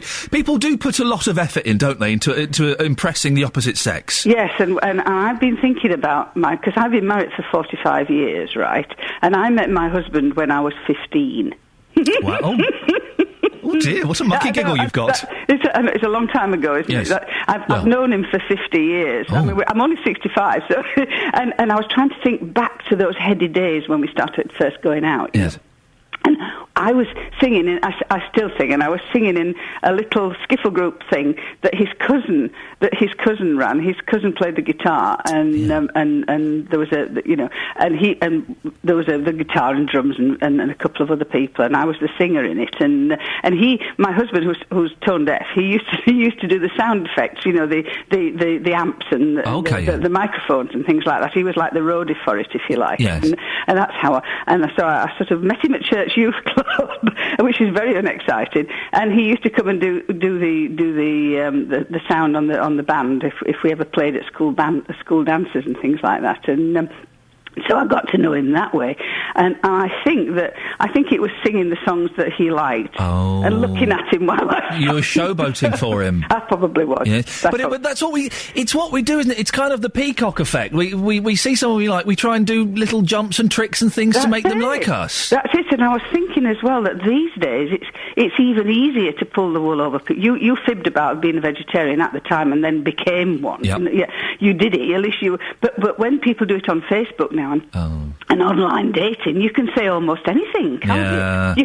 You can. So, I mean, if you're putting your details on, and because you want to attract a few people, you will sort of think, well, shall I just drop a dress size, or shall I just, take a few years, just 5 or 6 years off my age won't matter much, and this kind of thing. And people, and Photoshop yourself a bit. And I have this vision of two people arranging to meet up in a pub and both looking so unlike what they've projected that they walk past each other and never get together at all. It does. Is the art of flirting dead? Because it is all online now. It's all text. It's all emails. It's all Facebook. No one knows how to flirt anymore. Well, they do it by little codes on there with their thumbs, don't they? Texting. Yeah. But you can do that. The human race always finds a way to flirt, even if it's down a telephone line. Well, you're doing it with me now. Exactly. Yes. I mean, yes, we are. There's a lot of eyebrow fluttering going something on. Fluttering, yes. Yeah, something. But actually, I don't think the art is dead, and I think it's a lovely art. I think that gentle mouth flirtation is rather fun. I mean, it's just the way you look at somebody and the way you pick up on what they say and take a slightly different meaning out of it and things. It's an art. It is an art, and it's fun. It is fun. I'm so glad I'm married and I don't have to go on the prowl anymore, because I couldn't do it in the modern world. I couldn't do it now on computers and things. It must be. No, I don't think I'm sure I couldn't either. And these days, with so many marriages breaking up, even in people's 60s, and when people die as well, there's a lot of people go back into the dating game when they're way over the age that they would have ever expected to, and it must be very frightening, actually. Don't you think? It must be awful. Yeah, but they have to learn new techniques of how to. But the universal art of flirting, it used to be once practised at court, in the King's Court and the Queen's Court. You would have your fan and you would flutter behind it, and it's all about what you don't say rather than what you do say. And I think the art should continue, and I think it's more fun than sort of just being straightforward. You can be a little bit flirty. I think you should. Jackie, it's lovely. You've got a very flirty giggle. I'm enjoying that. Jackie, lovely to talk to you. Jackie, hi, journalist and author. What have you done to impress a member of the opposite sex? 08459 455 555. We're also talking about apprentices. Have you been one? Was it any good? David's in Buckingham. You were an apprentice, weren't you? I was indeed. Morning, Ian. Morning. What were you doing? I'm now a qualified overhead linesman. I work on overhead power lines. Oh, what on trains? No, on the network that feeds houses. I work on up to 11,000 volts. I work up to. Wow, then you do need to be properly trained. You're literally life and death you're toying with. Well, yeah, exactly. I mean, I started when I was 16. I finished my GCSEs, and 2 weeks after my GCSEs, I was signed a contract with the company I'm with now. And I've been here 10 years this year. Oh, fantastic. So it worked for you. How did your apprentice work? Were you following a bloke called Steve round every day and just watching him to start with? Or did you go to college? How did it work? Well, for the first 6 months, we were sent away to a training development school where they basically laid out what you'd be doing.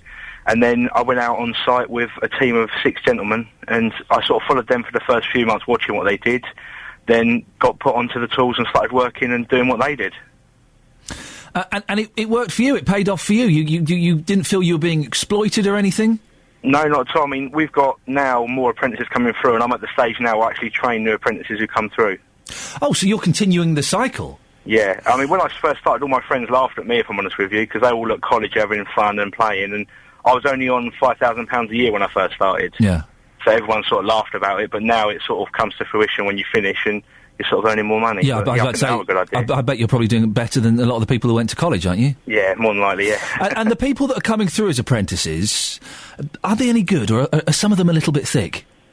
If I'm completely honest, we've had one lad who's come through who we've actually got rid of because he was useless. Why was he so bad? It was almost as if he had no will to be here. Right.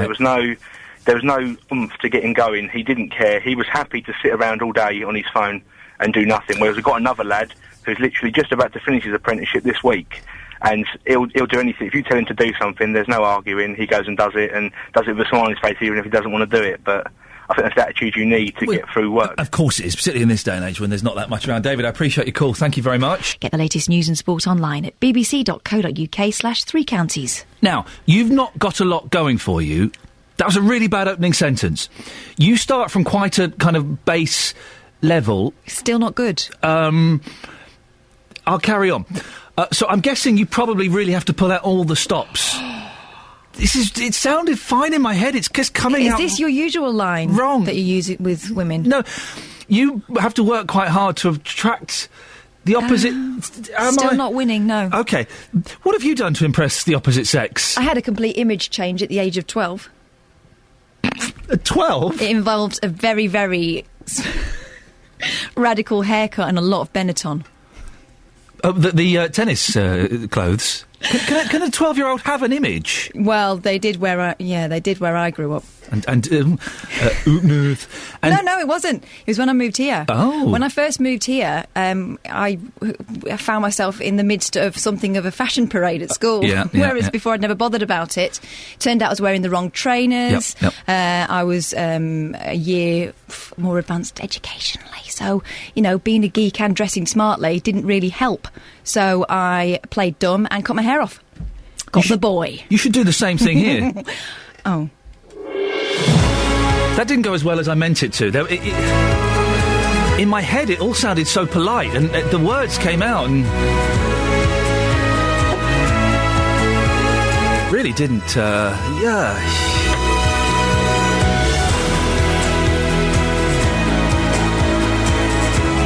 Morning. This is Iain Lee, BBC Three Counties Radio.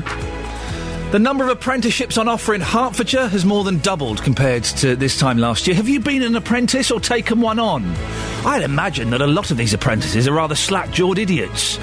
We heard from the gentleman there who had an apprentice who was on his phone all the time. There are certain people here at BBC Three Counties who do a similar thing. 08459 455 555. Is enough being done to tackle forced marriage in the Three Counties? And as you heard me say, I became a vegetarian to impress a girl 25 years ago. What have you done to impress somebody? Facebook.com/BBC3CR or 08459 455 555. Across beds, hearts and bucks. This is BBC Three Counties Radio. Someone just said on Facebook, you can't be a vegetarian, Ian, you eat eggs. Go and look up what vegetarian means and come back and apologise, you idiot. Now, the number of apprenticeships... we'll do that in a second. I do apologise. I'm completely on the wrong place on my computer, and it's my fault because I'm an idiot. There we go. This is it. The Queen today will visit the ceremonial military unit responsible for firing gun salutes in her honour. She'll tour the base of the King's Troop Royal Horse Artillery in Woolwich. Well, the unit, of course, is close to where drummer Lee Rigby was killed last Wednesday. He was based at the Royal Artillery Barracks. Our reporter, Jane Prendergast, has more. Morning, Jane. What can we expect from the Queen today? Well, when the Queen arrives at the King's Troop Royal Horse Artillery here in Woolwich, she's going to be, we expect, greeted by the commanding officer of the King's Troop, that's Major Mark Edwards. She will be treated, apparently, to a rare sight, a mounted guard of honour. Now, of course, the soldiers from the King's Troop are fighting servicemen. It's expected she will present 2 Afghanistan medals, that she'll meet families of the unit's service personnel, and she's also expected to view some of the horses. We believe that there will be some drills going on. She'll also get the chance to see horses being trained and even maybe treated in the veterinary clinic that they have on site here, and maybe some shoeing in the forge as well. So a busy day ahead for those at the Troop Royal Horse Artillery. What's the latest on the murder of Lee Rigby? Well, of course, there are hundreds of tributes here in Woolwich. I'm just walking past them. Hundreds of messages, including those from his family, his grandparents. There's a big blue floral tribute up here. But they're really, lining the streets still here. People still in Woolwich, still quite unbelieving that this has happened. There are lots of people viewing the tributes as I'm standing here this morning. But, of course, yesterday we do know that there was Yeah, so the investigations into the killing of Lee Rigby are continuing, and we do know today that work is still going on in the investigations. The police have still appealed for witnesses.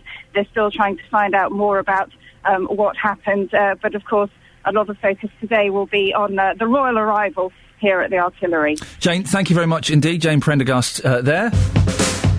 Across beds, hearts and bucks. This is Iain Lee. BBC Three Counties Radio.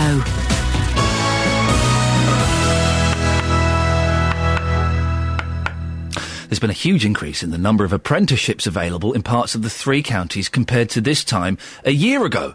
The number of schemes available has more than doubled in Hertfordshire, while they've increased by 13% in Buckinghamshire too. Heather Dean, Buckinghamshire Business First offers advice and support to help with new businesses looking to take on apprentices. And Heather Dean is its Head of Skills and Business Support. Morning, Heather. Good morning, Ian. Why are apprenticeships beneficial? Well, it's a good question, and there's been quite a lot of research into all of this. And rather than bore you with too many stats, but I think three are really important. 92% of employers have found that they lead to, by taking on an apprentice, they lead to a more motivated and satisfied workforce. Another statistic says that 81% who employ apprentices say they generate higher overall productivity for their company. So some really good stats. And another one says that apprentices tended to be much more loyal and remain at the company longer than non-apprentices. Is it? We've had some criticism that it could be a way of getting cheap labour. Well, it absolutely shouldn't be, should it? However, sadly, we have found that the occasional employer pays someone a very low salary. The minimum wage for an apprentice who's under 19 and in their first year is £2.65, which is actually very low. Yes. But the average wage we found that's given to an apprentice is £9,500 a year, which is much better. Anyone can take on an apprentice. Heather, how do they go about doing it? Well, there are several ways. An employer can go straight to the National Apprenticeship Service, or in Buckinghamshire, of course, they can come to us. At Buckinghamshire Business First, where we can identify the type of an apprentice that's required and put them in touch with a suitable training provider. The good news is that we can let them know what grants are available, and we can send them straight to the correct training provider rather than that employer having to do a massive phone around and get lost in the system. So there is help for businesses that might want to take on an apprentice? Yeah, absolutely. There's one main grant which is available from the National Apprenticeship Service called the AGE grant, AGE, and that's £1,500, so it's worth quite a bit. That's available for anybody who's not taken on an apprentice in the past, and they can apply for that through the Apprenticeship Service. If somebody is in Buckinghamshire, the council is actually offering an additional £1,500 for anybody wanting to take on an apprentice aged between 16 and 18. Heather, thank you very much indeed. It's Heather Dean from Buckinghamshire Business First. Across beds, hearts and bucks. This is Iain Lee. BBC Three Counties Radio. What have you done to impress someone? Paul, what did you do to impress somebody? Hi, good morning. Morning. I once, in my teens, so I'm 38 now, so this was a long, long time ago. I'm from Manchester originally. I would never have guessed, Paul. I would never have known. I was late 80s, early 90s teenager, so it was all mental up there anyway. So I once told a girl that I was Robbie Williams' cousin. We share the same surname. So I convinced her that I was Robbie Williams' cousin. All my friends covered for me. Even my mother sort of didn't cover for me, but sort of like, yeah, you know. And then I dumbed it down a bit. I said I don't see him that often, but maybe one day, you know, we'll be able to hook up with him and that. So. Paul? Yeah. Naughty. I mean, do you look anything like Robbie Williams? I'm better looking than Robbie Williams. Of course you are. You're not a... No, I don't, but obviously he's from Stoke-on-Trent, but when Take That burst onto the scene, it was all Manchester this, Manchester that, and I thought, well, that's quite ideal. I'll cash in on that. And so this girl, let's call her Sharon. Okay. She fell for this completely, did she? Yeah. We weren't together that long. It would have been a 6-month relationship. Oh, I managed to flag all the way through it. Yeah. That one day, I would hook up with my cousin, and hopefully she'll be with me, and she loved it. And you're so naughty. Hey, it gets worse.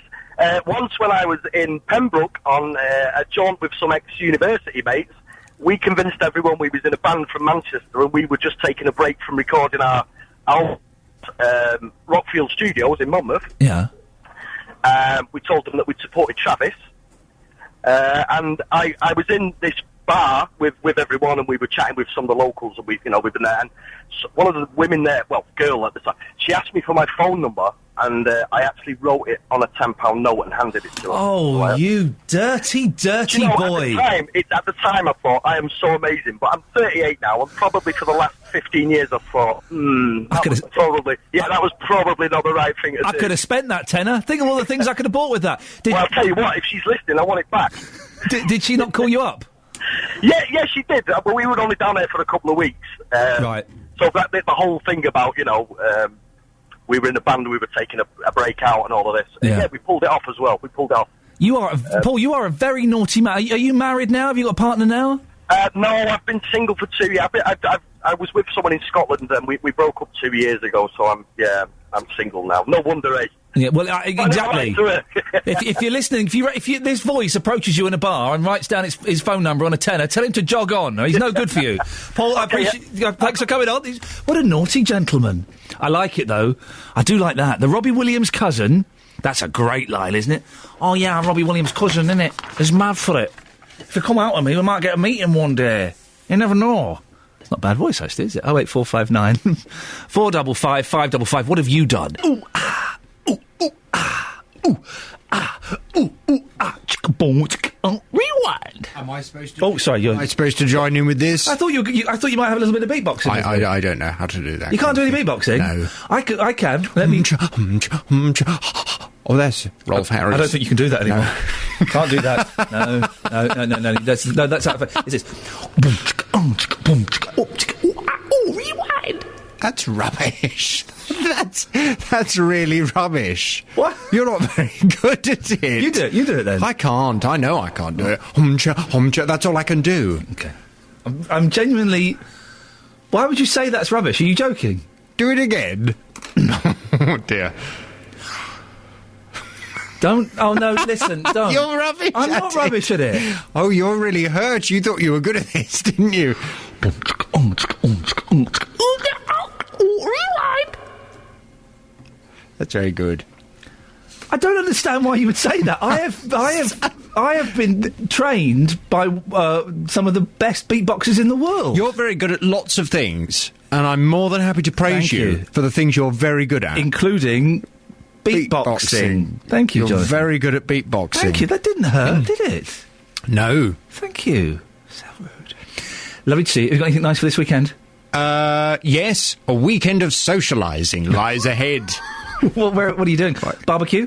No, dinner party. Oh, nice. Dinner party tomorrow. I'm going for drinks tonight. Oh, there's a surprise. I've been invited for drinks. What do you mean there's a surprise? I think you may have a problem.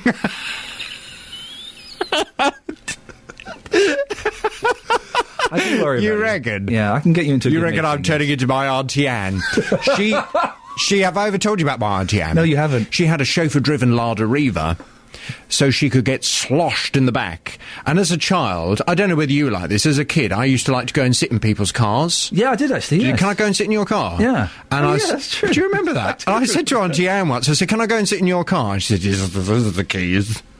And I went to a Lada Riva, Yeah. I opened the glove box, and 2 bottles of vodka and 40 players fell out. Cigarettes? Yeah. Yeah, okay. She just sat in the back getting sloshed. Yes, there are some people that think it could be genetic, so just... runs in the family. Just be careful. Just be careful. Listen, I'm going to press this button, then we'll find out what you're talking about in a second. Across beds, hearts and bucks. This is Iain Lee. BBC Three Counties Radio. Now, quite a big subject on the show this morning, isn't it? Yes, this morning on the Big Phone In at 9, I'm asking, should we bring back the death penalty for killers like Mark Bridger? He abducted and murdered 5-year-old April Jones and won't reveal what he did with her body. Mark Bridges is 47. He'll now spend the rest of his life in prison with no chance of parole. It costs, on average, £34,000 a year to keep somebody in prison. However, because Bridger is considered to be high risk, do you know how much it will cost per year to keep him in prison? Not a clue. £61,594. Wowzers. Now, he's 47 at the moment. Yep. If he lives to the average male life expectancy, which is 78, it will cost the taxpayer almost £2 million to keep him behind bars for the rest of his life. Lots of people on the internet this morning are calling for killers like him, who have committed the most awful murders, to face the death penalty. The question is, could we bring it back? Would it serve any purpose in our society, bringing back the death penalty for killers like Mark Bridger? I want us to discuss this morning from 9. The phone lines are open on 08459 455 555. Should we bring back the death penalty for killers like Mark Bridger? No, it doesn't work. The death penalty doesn't work. It doesn't work as a deterrent. And it works as a method of saving money, though, doesn't it? We wouldn't have to spend $2 million. Do you know what? I think that's money well spent. I do think that's money well spent, keeping someone like that alive in prison because they are suffering. And people say, we'll be playing PlayStations. It won't be at all. Do you know what, though? Yeah. I know somebody who used to be the prison warden who looked after Myra Hindley. Gosh, wow. Yes. That's a good claim to fame. And she was very into tapestry, things like that.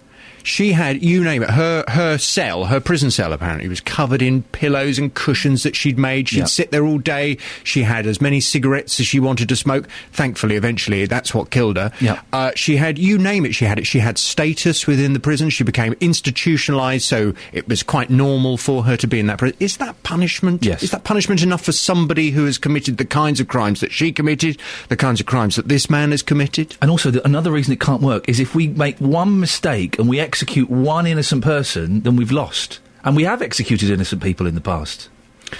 There's very little doubt that Mark Bridger was guilty of. But you couldn't pick and choose. You couldn't pick and choose the cases, could you? If the death penalty is there.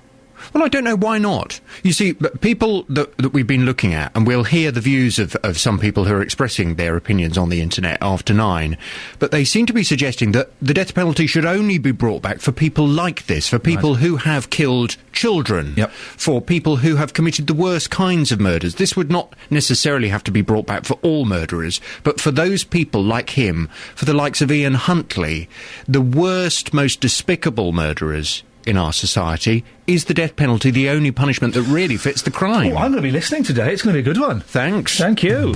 Call 08459 455 555. BBC Three Counties Radio. I'll be listening to that. Should be fascinating. Jonathan Vernon-Smith on every weekday morning between 9 o'clock. It's a cracking show. It really is good. Lots of different things. 11 o'clock, it's the Consumer Hour as well. Now, detectives hunting the sex attacker who got into a woman's car at a Dunstable petrol station in February made a fresh appeal for help on last night's Crime Watch. The victim was forced at knife point to drive to Tomlinson Avenue, where she was subjected to a serious sexual assault. Well, Detective Inspector Ruth Dodsworth is the investigating officer and works for the Beds, Cambridge and Herts Major Crime Unit. Ruth, could you just remind us what happened? Yes, good morning. You're right. The attack happened back on the 21st of February, and it began at about 5 to 7 in the evening when the victim was literally just waiting to pull out into Pointers Road from the Shell petrol station, and the man got into the passenger seat of her car very quickly and pulled a knife on her, grabbed her by the hair and had control of her really quickly and forced her to drive to Tomlinson Avenue where the assault took place. You appealed on Crime Watch last night. Have you had any leads from last night's show? Yes, I think that the reconstruction made by Crime Watch showed just how terrifying an experience it was for the victim, and I think people have responded to that, and we've had some really interesting calls. A lot about the clothing, the distinctive trousers worn by the offender. They had fluorescent marks on either side of the trousers, and they were different on either side, and people have phoned in suggesting specific brands and also professions that wear them, and specifically professions close to them that wear them, so we're following those up. And if people think they may know something about it, what's the best way to get in touch? Yeah, the incident room number is 01707 355959 or Crime Stoppers on 0800 555 111. Well, listen, best of luck with that. What a horrific event, and we should be following that keenly. That's Detective Inspector Ruth Dodsworth. Well, it was a big night for us on Crime Watch last night, it would appear. DCI Sian Basri is the leading officer on the murder of Thomas Ward from Stevenage. Good morning, Sian. Good morning. Can you remind us of this case, please? Yes, this was a shooting in Stevenage on the 24th of April this year, whereby Thomas Ward was asleep at home in his caravan, whereby he was disturbed, and then when he went outside, he was shot and fatally killed, whilst his wife and his 5-day-old daughter lay asleep inside. Dearie me. You're looking for specific people, aren't you? There's two strands to our investigation. First is the actual incident on the night, and the second is those involved both pre- and post-offence. And in relation to that, we are after John Boy Ward and his wife, Josie Ward, who we appealed for last night on Crime Watch, yes. And did you get any leads from Crime Watch last night? Well, we had an excellent response from Crime Watch, and there's several inquiries that we are doing this morning to follow those up, yes. And again, Sean, if people want to get in touch with this story, what's the best way to get in touch with you? Again, it's twofold. First of all, our incident room is 01707 355 666, and we've been working very closely with Crime Stoppers, who've put up £5,000 as a reward for anyone convicted of these offences, and they can be contacted on 0800 555 111. Sean, one question, just going off on a very slight tangent, if you'll indulge me. How do Crime Watch choose the crimes? Do the police get in touch with them and say, we need particular help on this? How does it work? It is, yes. We do that. We get in touch with them and we say we need the support of the public. We need people to phone in. We know a lot of material, but we still need the help of the public and those out there. And that's how we get in touch with them. OK, well, listen, good work. And do keep us informed of how that goes. A claim to fame.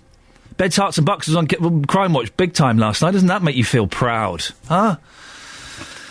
Deary me. 08459 455 555 is the telephone number if you want to give us a call on a lighter note. What have you done to impress a boy or a girl or anyone in your life? I became a veggie. We've heard from one gentleman who lied. I suppose we can broaden this out, can't we? What lies have you done? Have you told to impress someone? One gentleman who said he was Robbie Williams' cousin. I know that Danny Baker used to pretend to be David Essex's brother. I know, you could see it. You could kind of see it. And I think, if I remember the story correctly, he was caught out because he ended up being in the same room as David Essex. And the girl is going, oh, look, it's your brother over there. Ah, yeah, we've had an argument. We're not talking at the moment. What porcupines have you told to try and get someone into your life? 08459 455 555. Facebook.com/BBC3CR. Across beds, hearts and bucks. This is BBC Three Counties Radio. We've got live music coming in about 15 minutes' time. Very excited. Always nice to have a bit of live music on a Friday.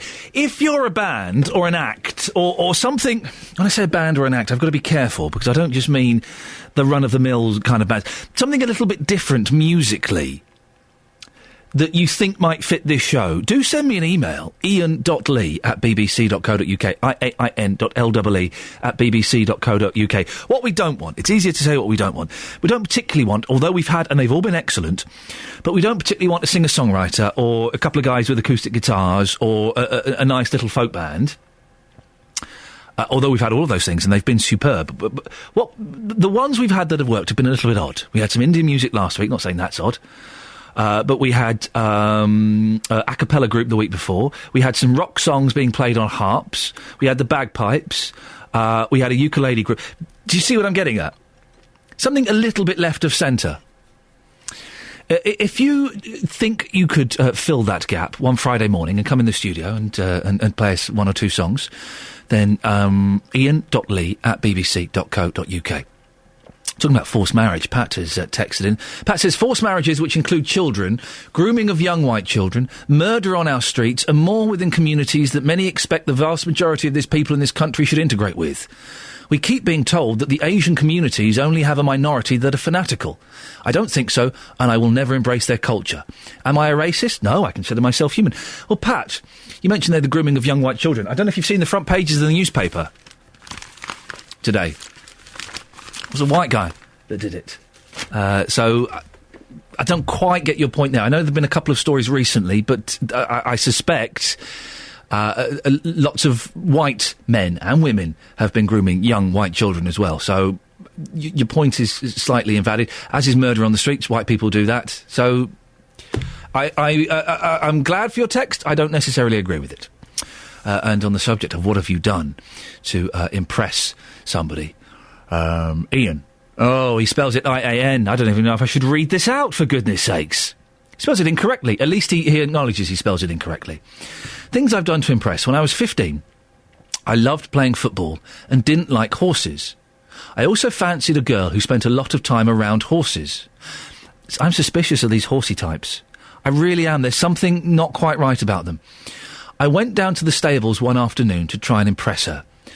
A horse stood on my foot and bruised it to the extent that I had to take a month off football. The girl wasn't impressed. I missed a month of my main activity, and now I hate horses even more. I never got horses, and people that are... listen, I like jodhpurs and boots. I think I'd look dashing in a pair of jodhpurs. In fact, I might wear some jodhpurs to work next week. I'm only in 2 days next week, I know. I might wear jodhpurs both days. They do look good, don't they? But I never trust these horsey types at all. They're obsessed with horses. It doesn't really work for me at all. So it doesn't make any sense to me why anyone would be particularly into horses. So I wouldn't impress a horsey person at all, Iain, and shame on you. 08459 455 555 is the telephone number if you want to give us a call on that. You can also go to facebook.com/BBC3CR, or you can send me an email, ian.lee@bbc.co.uk. By the way, I should say, if you do keep sending really boring emails that you're constantly criticising me, I'll acknowledge them, but if I keep getting them, I'll just block the email address, as I've just done with someone. Oh, so tedious, for goodness sakes. Right, we're talking about what you've done to impress somebody. Well, I became a vegetarian to get a girl to go out with me. It worked. Me and Kerry Wakeford, we had a great 18 months together until she dumped me and broke my heart, but I'm not bitter about it anymore. Justin Dealey. Justin Dealey. You becoming a veggie. What's wrong with You're just that? Crazy, aren't you? You're just a crazy guy. Why is that? Listen, I know you're taking the mick, but why would you take the mick out of someone doing something that is A, ethically minded, and B, romantically minded? But Iain, come on. What? You're a good guy, okay? You're a handsome guy, you're a funny guy, you don't need to change yourself. Why should you become a vegetarian simply to impress somebody? It's ridiculous. Well, but the thing is, I was toying with the idea, but I couldn't make the commitment because I did like bacon and I did like lamb. Yeah. But knowing that Kerry was a vegetarian, that was the thing that just kind of pushed me over the edge. And I'm glad I did. Let's just say, Justin, for 20 months, it worked. Yes, I'm sure it did. Worked. And then it failed miserably. And she then broke my heart! And then you thought, why did I do it in the first place? Well, I've been in Luton. I've been asking people what they've done to impress their partners. Some interesting stories. This is what people have told me. A couple of months ago, I was out with my girlfriend shopping, and she wanted some earphones, and they were about 120 quid. And I thought it was the most ridiculous price in the world for a pair of earphones. But she suddenly got the ump, and she got upset, and so she went to the bathroom. And the time she got back, I went and bought them, and it made her day. It just hit my pocket a bit too hard, but yeah, and that's the last thing that I'd done that was a little bit special that she appreciated. I would cook for a woman. Best way in my mind, works most of the time. Okay. So what do you cook? Take us through a typical dish. Typical dish for me would be like roast chicken, boiled veg, because you've got to get their health and all that lot in mind as well. You can't cook them chips. It's just not a woman's heart. They want the easy, healthy option. It's got to be tasty and healthy. Definitely. And what do you think about Iain back in the studio? Iain became a vegetarian to impress his other half. Is that just bordering on ridiculous? Well, for a meat man myself, I wouldn't change what I do, what I eat, to impress a woman. If she doesn't take it the way I want it, I'd leave her. We'll just try and help out with his 2 children because his wife abandoned them. But, I don't need to impress him because he likes me the way I am. And I like him the way he is. It's just sometimes the two children bring me to a point where I could scream. Rosalind, you really pull out the stops to impress your partner. Can you tell us what you do to impress? Cook him a nice meal, go with him when he wants to watch cricket on the television. He's got his dream woman here, isn't he? Goes to New Zealand and watches cricket with him. I mean, he's a lucky guy, isn't he? I should hope so. Yeah. So tell us about what you cook him. If you were going to really impress him, he comes back from work, what would you cook him? He loves his meat pie or anything, but that's his favourite. So he comes home from work and you don't tell him, you go, there you go, big boy, there's your pie. Yeah. Why are you being so sleazy with that lady who's obviously of a pensionable age? But she agreed. Oh, but mate, She said come definitely. on. Here you go. All right, so your fella comes home. Here you go, big boy. Dig into my meat pie. I thought I was being very professional. Do you want to be live here in the radio car? Is Kay. Kay, tell us what you've done to impress your partner. I went to church. Like, basically, that's the only thing that I could do to impress her. So I had to go to church, meet all of her friends, meet her family, and that's the only way I got, with her. And did you enjoy the whole experience of going to church for the first time? Kinda. It was a bit new to me, but yeah, But it worked. I know it worked in the end. I'm a happy man now. So lovely. Great stuff, Kay. Appreciate your time. Hi, thank you. Have a nice day. Thank you very much. That was Kay. So he's impressed his partner by going to church. Some interesting ideas coming forward. I'm trying to feel the love this morning, Ian, between now and 9. Feel it and embrace it. You're a really unpleasant gentleman, aren't you? Why am I unpleasant? You've got all sleazy this morning. No, it's Friday. Come on, we're in a good mood. It's a Friday. The weekend's round the corner. Yeah, looking forward to it. What time are you getting back to the studio? I'll be coming back in around 15 or 20 minutes' time. What do you want? Man hug? Yeah, big man hug. You want a man hug? Yeah. Good luck. All right, well, I'll see you in 15 minutes then, fella. Thanks. We'll have a man hug. Sometimes there's nothing better than just grabbing a bloke and hugging him. Huh? Patting him on the back, saying, I love you, man. I love you, man. Oh, Justin? Yes. Justin, sorry, can you just stay there for a second? Of course I can. We're joined now by a gentleman called Patrick Swan, who I think you might want to talk to. Morning, Patrick. Good morning. Patrick, what do you do for a living? Well, I help people with their image. You help people with their image. Okay. I help polish them. Many times people are a little bit rough. Well, I wonder if you can help, Patrick. We have an ongoing, recurring problem here at BBC Three Counties Radio. I'm so sorry to hear that. Yeah, its name is Justin Dealey. And Justin is... How old are you, Justin? 36? Whatever age you want to call me. OK, so Justin's nearly 40. Okay. He highlights his hair. Yeah. He has fake tan. He wears jeans with a huge rip in it. Today he's got a big white Starsky and Hutch cardigan and a pink top. He looks a little bit like a cross between the pop group Bros and Lamar. I don't know if that's... David Soul come into this at all? No. No, okay. Patrick, he's going wrong, isn't he? Radio presenting. Sorry? The beauty of radio presenting. Well, exactly. But he's out and about on the streets. He's talking to people. He's the face of BBC Three Counties Radio. He's a mess, isn't he? Well, I guess you could say he's somewhat approachable, but I think only from a distance. When did ripped jeans stop being fashionable for men in their late 30s? It's ridiculous. Well, actually, it's not the problem of being ripped jeans, but it's like how the jeans actually fit him and what he wears with them. I mean, you can wear a pair of ripped jeans if you've got a smart jacket on and great shoes and a great shirt, Yeah. If you could take one piece and have it slightly distressed, but if they're baggy jeans and he's wearing a baggy shirt and he's wearing just trainers or something, that kind of doesn't really crest in the fashion trend. He wears smart black shoes that haven't been polished in a year, and he never does the shoelaces up. He wears a baggy T-shirt that's ripped down to his navel. It's I find it oppressive. Well, not everybody is blessed with a style gene. That's first, and to be honest with you, many people are just not interested in fashion. Yep. People who come to me and people like me are looking to change and go through a metamorphosis, to reinvent themselves. They're conscious. Whenever people don't really have that interest in looking in the mirror and seeing themselves and getting that sort of breath that says, oh, I look great, I can go out and conquer the world. If you don't have that, you kind of never will. Can I just make a point here? Please do, a very, Justin. very quick point. Obviously, you're talking to us right now down the phone line. I'm going to make a stereotypical comment here, but are you probably a mess yourself? Because, and I'll make a relevant point. If you talk to any relationship expert, 9 times out of 10, they are single. You talk to somebody who thinks they know everything about fashion, they look dreadful. Are you with me?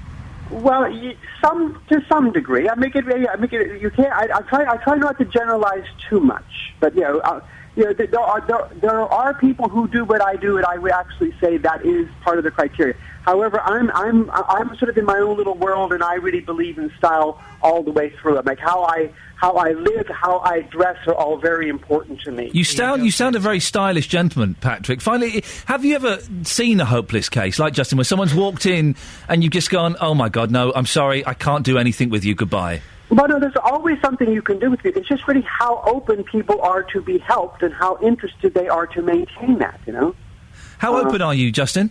Very open. Okay, we might... Patrick, I really appreciate you coming on. It's very kind of you. We might put you two in touch to see if there's any miracles that could be worked, Patrick. That would be great. I always welcome, people who are interested in making an effort to look their best. Patrick, you're a gentleman and a good sport. Thank you very much for coming on. Justin, we're just trying to help you. All that I do for you, you are a rotten, rotten man. I take it all back. I was saying nice things earlier. I take it all back. Thanks, Justin. Thanks. Now, you're going to hear noise in this... Morning, everybody. Good morning. You set up... Oh, my God, look, we've got kit and everything. Oh, my God, look at the size. You can't bring that in here, I'm afraid. That's too big. What on earth is that? Sousaphone. That's a sousaphone. Of course it is. Okay, I knew that. Yeah, I knew it was a sousaphone. Of course I did. You set yourselves up. We're getting ready for the Luton Youth Jazz Orchestra, who have... there's lots and lots of you. They brought lots of bits and pieces in. Oh, my goodness gracious me. I'm very excited. Well, you give us a thumbs up when you're all set up. All right. Okay. It's good, this, isn't it? By the way, if you want to get in touch, we've had a couple of stories this week that have come from you, dear listeners. So if you want to get in touch with a story that you think we should cover, and it can be a huge story that represents your county or your town, or it can be a small one that represents you, you can send me an email. And also, if you want to come and take part in this Friday music section that we do, you can. If you're something a little bit unusual. I'm not being rude, I'm just saying you're all unusual. But something a little bit left of centre. Not just, two blokes with acoustic guitars singing about having their hearts broken. Yeah, but isn't it just? We can get that anywhere. I could do that. Or maybe I'll do it next Friday. I'll bring my... something a little bit more exciting. Then send me an email, Iain.lee, IAIN.LEE, at bbc.co.uk. And if you've got any YouTube links or anything like that, so we can kind of get a little feel for what's going on, then that will be really helpful. And you could end up setting up your equipment live on air, if you so requires. How are we looking, boys and girls? Not bad. How on earth do you carry that sousaphone about on the bus? That's got to be a nightmare, isn't it? Look at that. Massive. Do you want to sit down?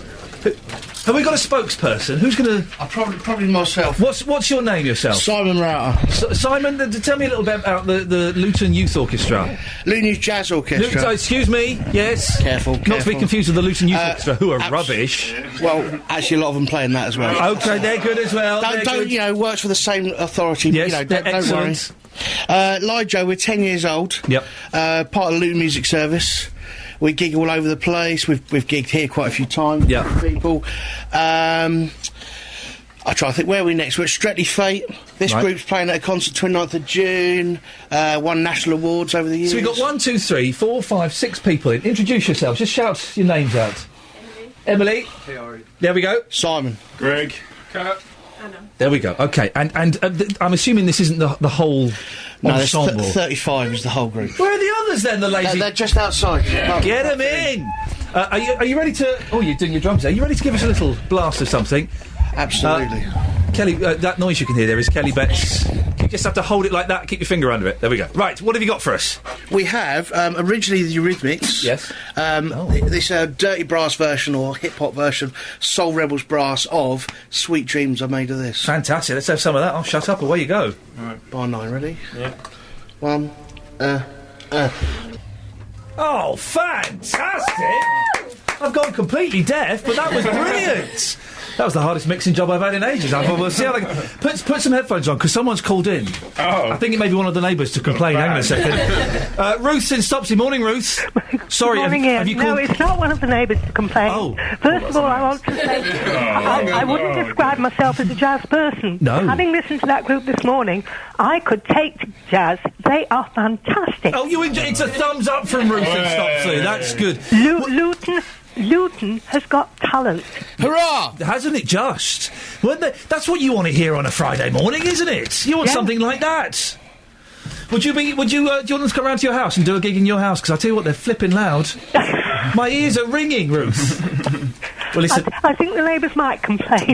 Neighbours might. I think ours might be a little bit upset this morning, Ruth. Well, that's very kind of you to call in and tell them you thought they were good. Thank you. It was a lovely interlude on a Friday morning. There you go. You see, but Ruth saying you're a lovely interlude on a Friday morning. Fantastic. That's good, isn't it? Absolutely. What kind of places are you playing then? What kind of gigs do you get to go to? Well, this group is this kind of subgroup of the... Right. You couldn't fit everyone in, obviously. Yep. So this group is performing at a charity gig at Wigmore Church on the 29th of June. Yep.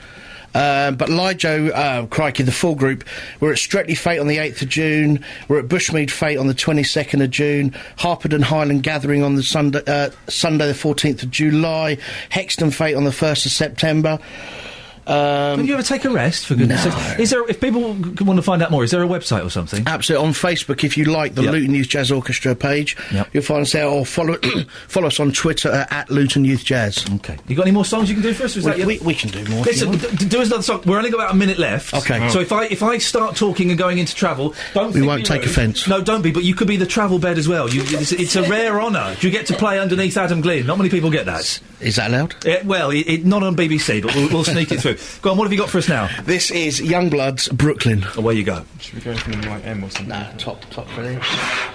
1, 2, It's criminal to do this, but here's Adam Glynn with the latest travel. Adam, try and be loud as you can, please. No problem, Ian. Will do. Everything's sounding pretty smooth there. Out on the roads, no major problems at the minute. M25 running well. Roadworks in Wing may be causing a little bit of a delay. The A418 Leighton Road through Wing. Temporary traffic lights for gas main work at Stukeley Road. Around Watford, a little busy on the A412 as you come to the Town Hall roundabout. It's mainly on the westbound side that it's looking busy. Into London, the A1 through Mill Hill, queuing from Apex Corner. And on the trains, we have some delays for Greater Anglia services, up to 15 minutes worth from Liverpool Street through to Chingford, Cheshunt and Cambridge because of signalling problems earlier this morning between Liverpool Street and Bethnal Green. Could be affecting services through until about 10 o'clock this morning and affecting the Stansted Express as well. Other train services through the three counties running well and no delays on the tubes. Adam Glynn, BBC Three Counties Radio.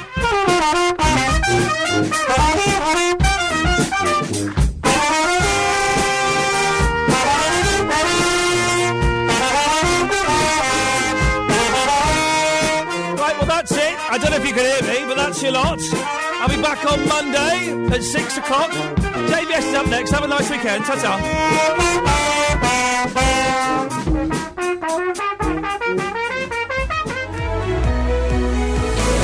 On FM, AM, online and digital radio. This is BBC Three Counties Radio. Thank you, Ian. I'm a bit deaf now too.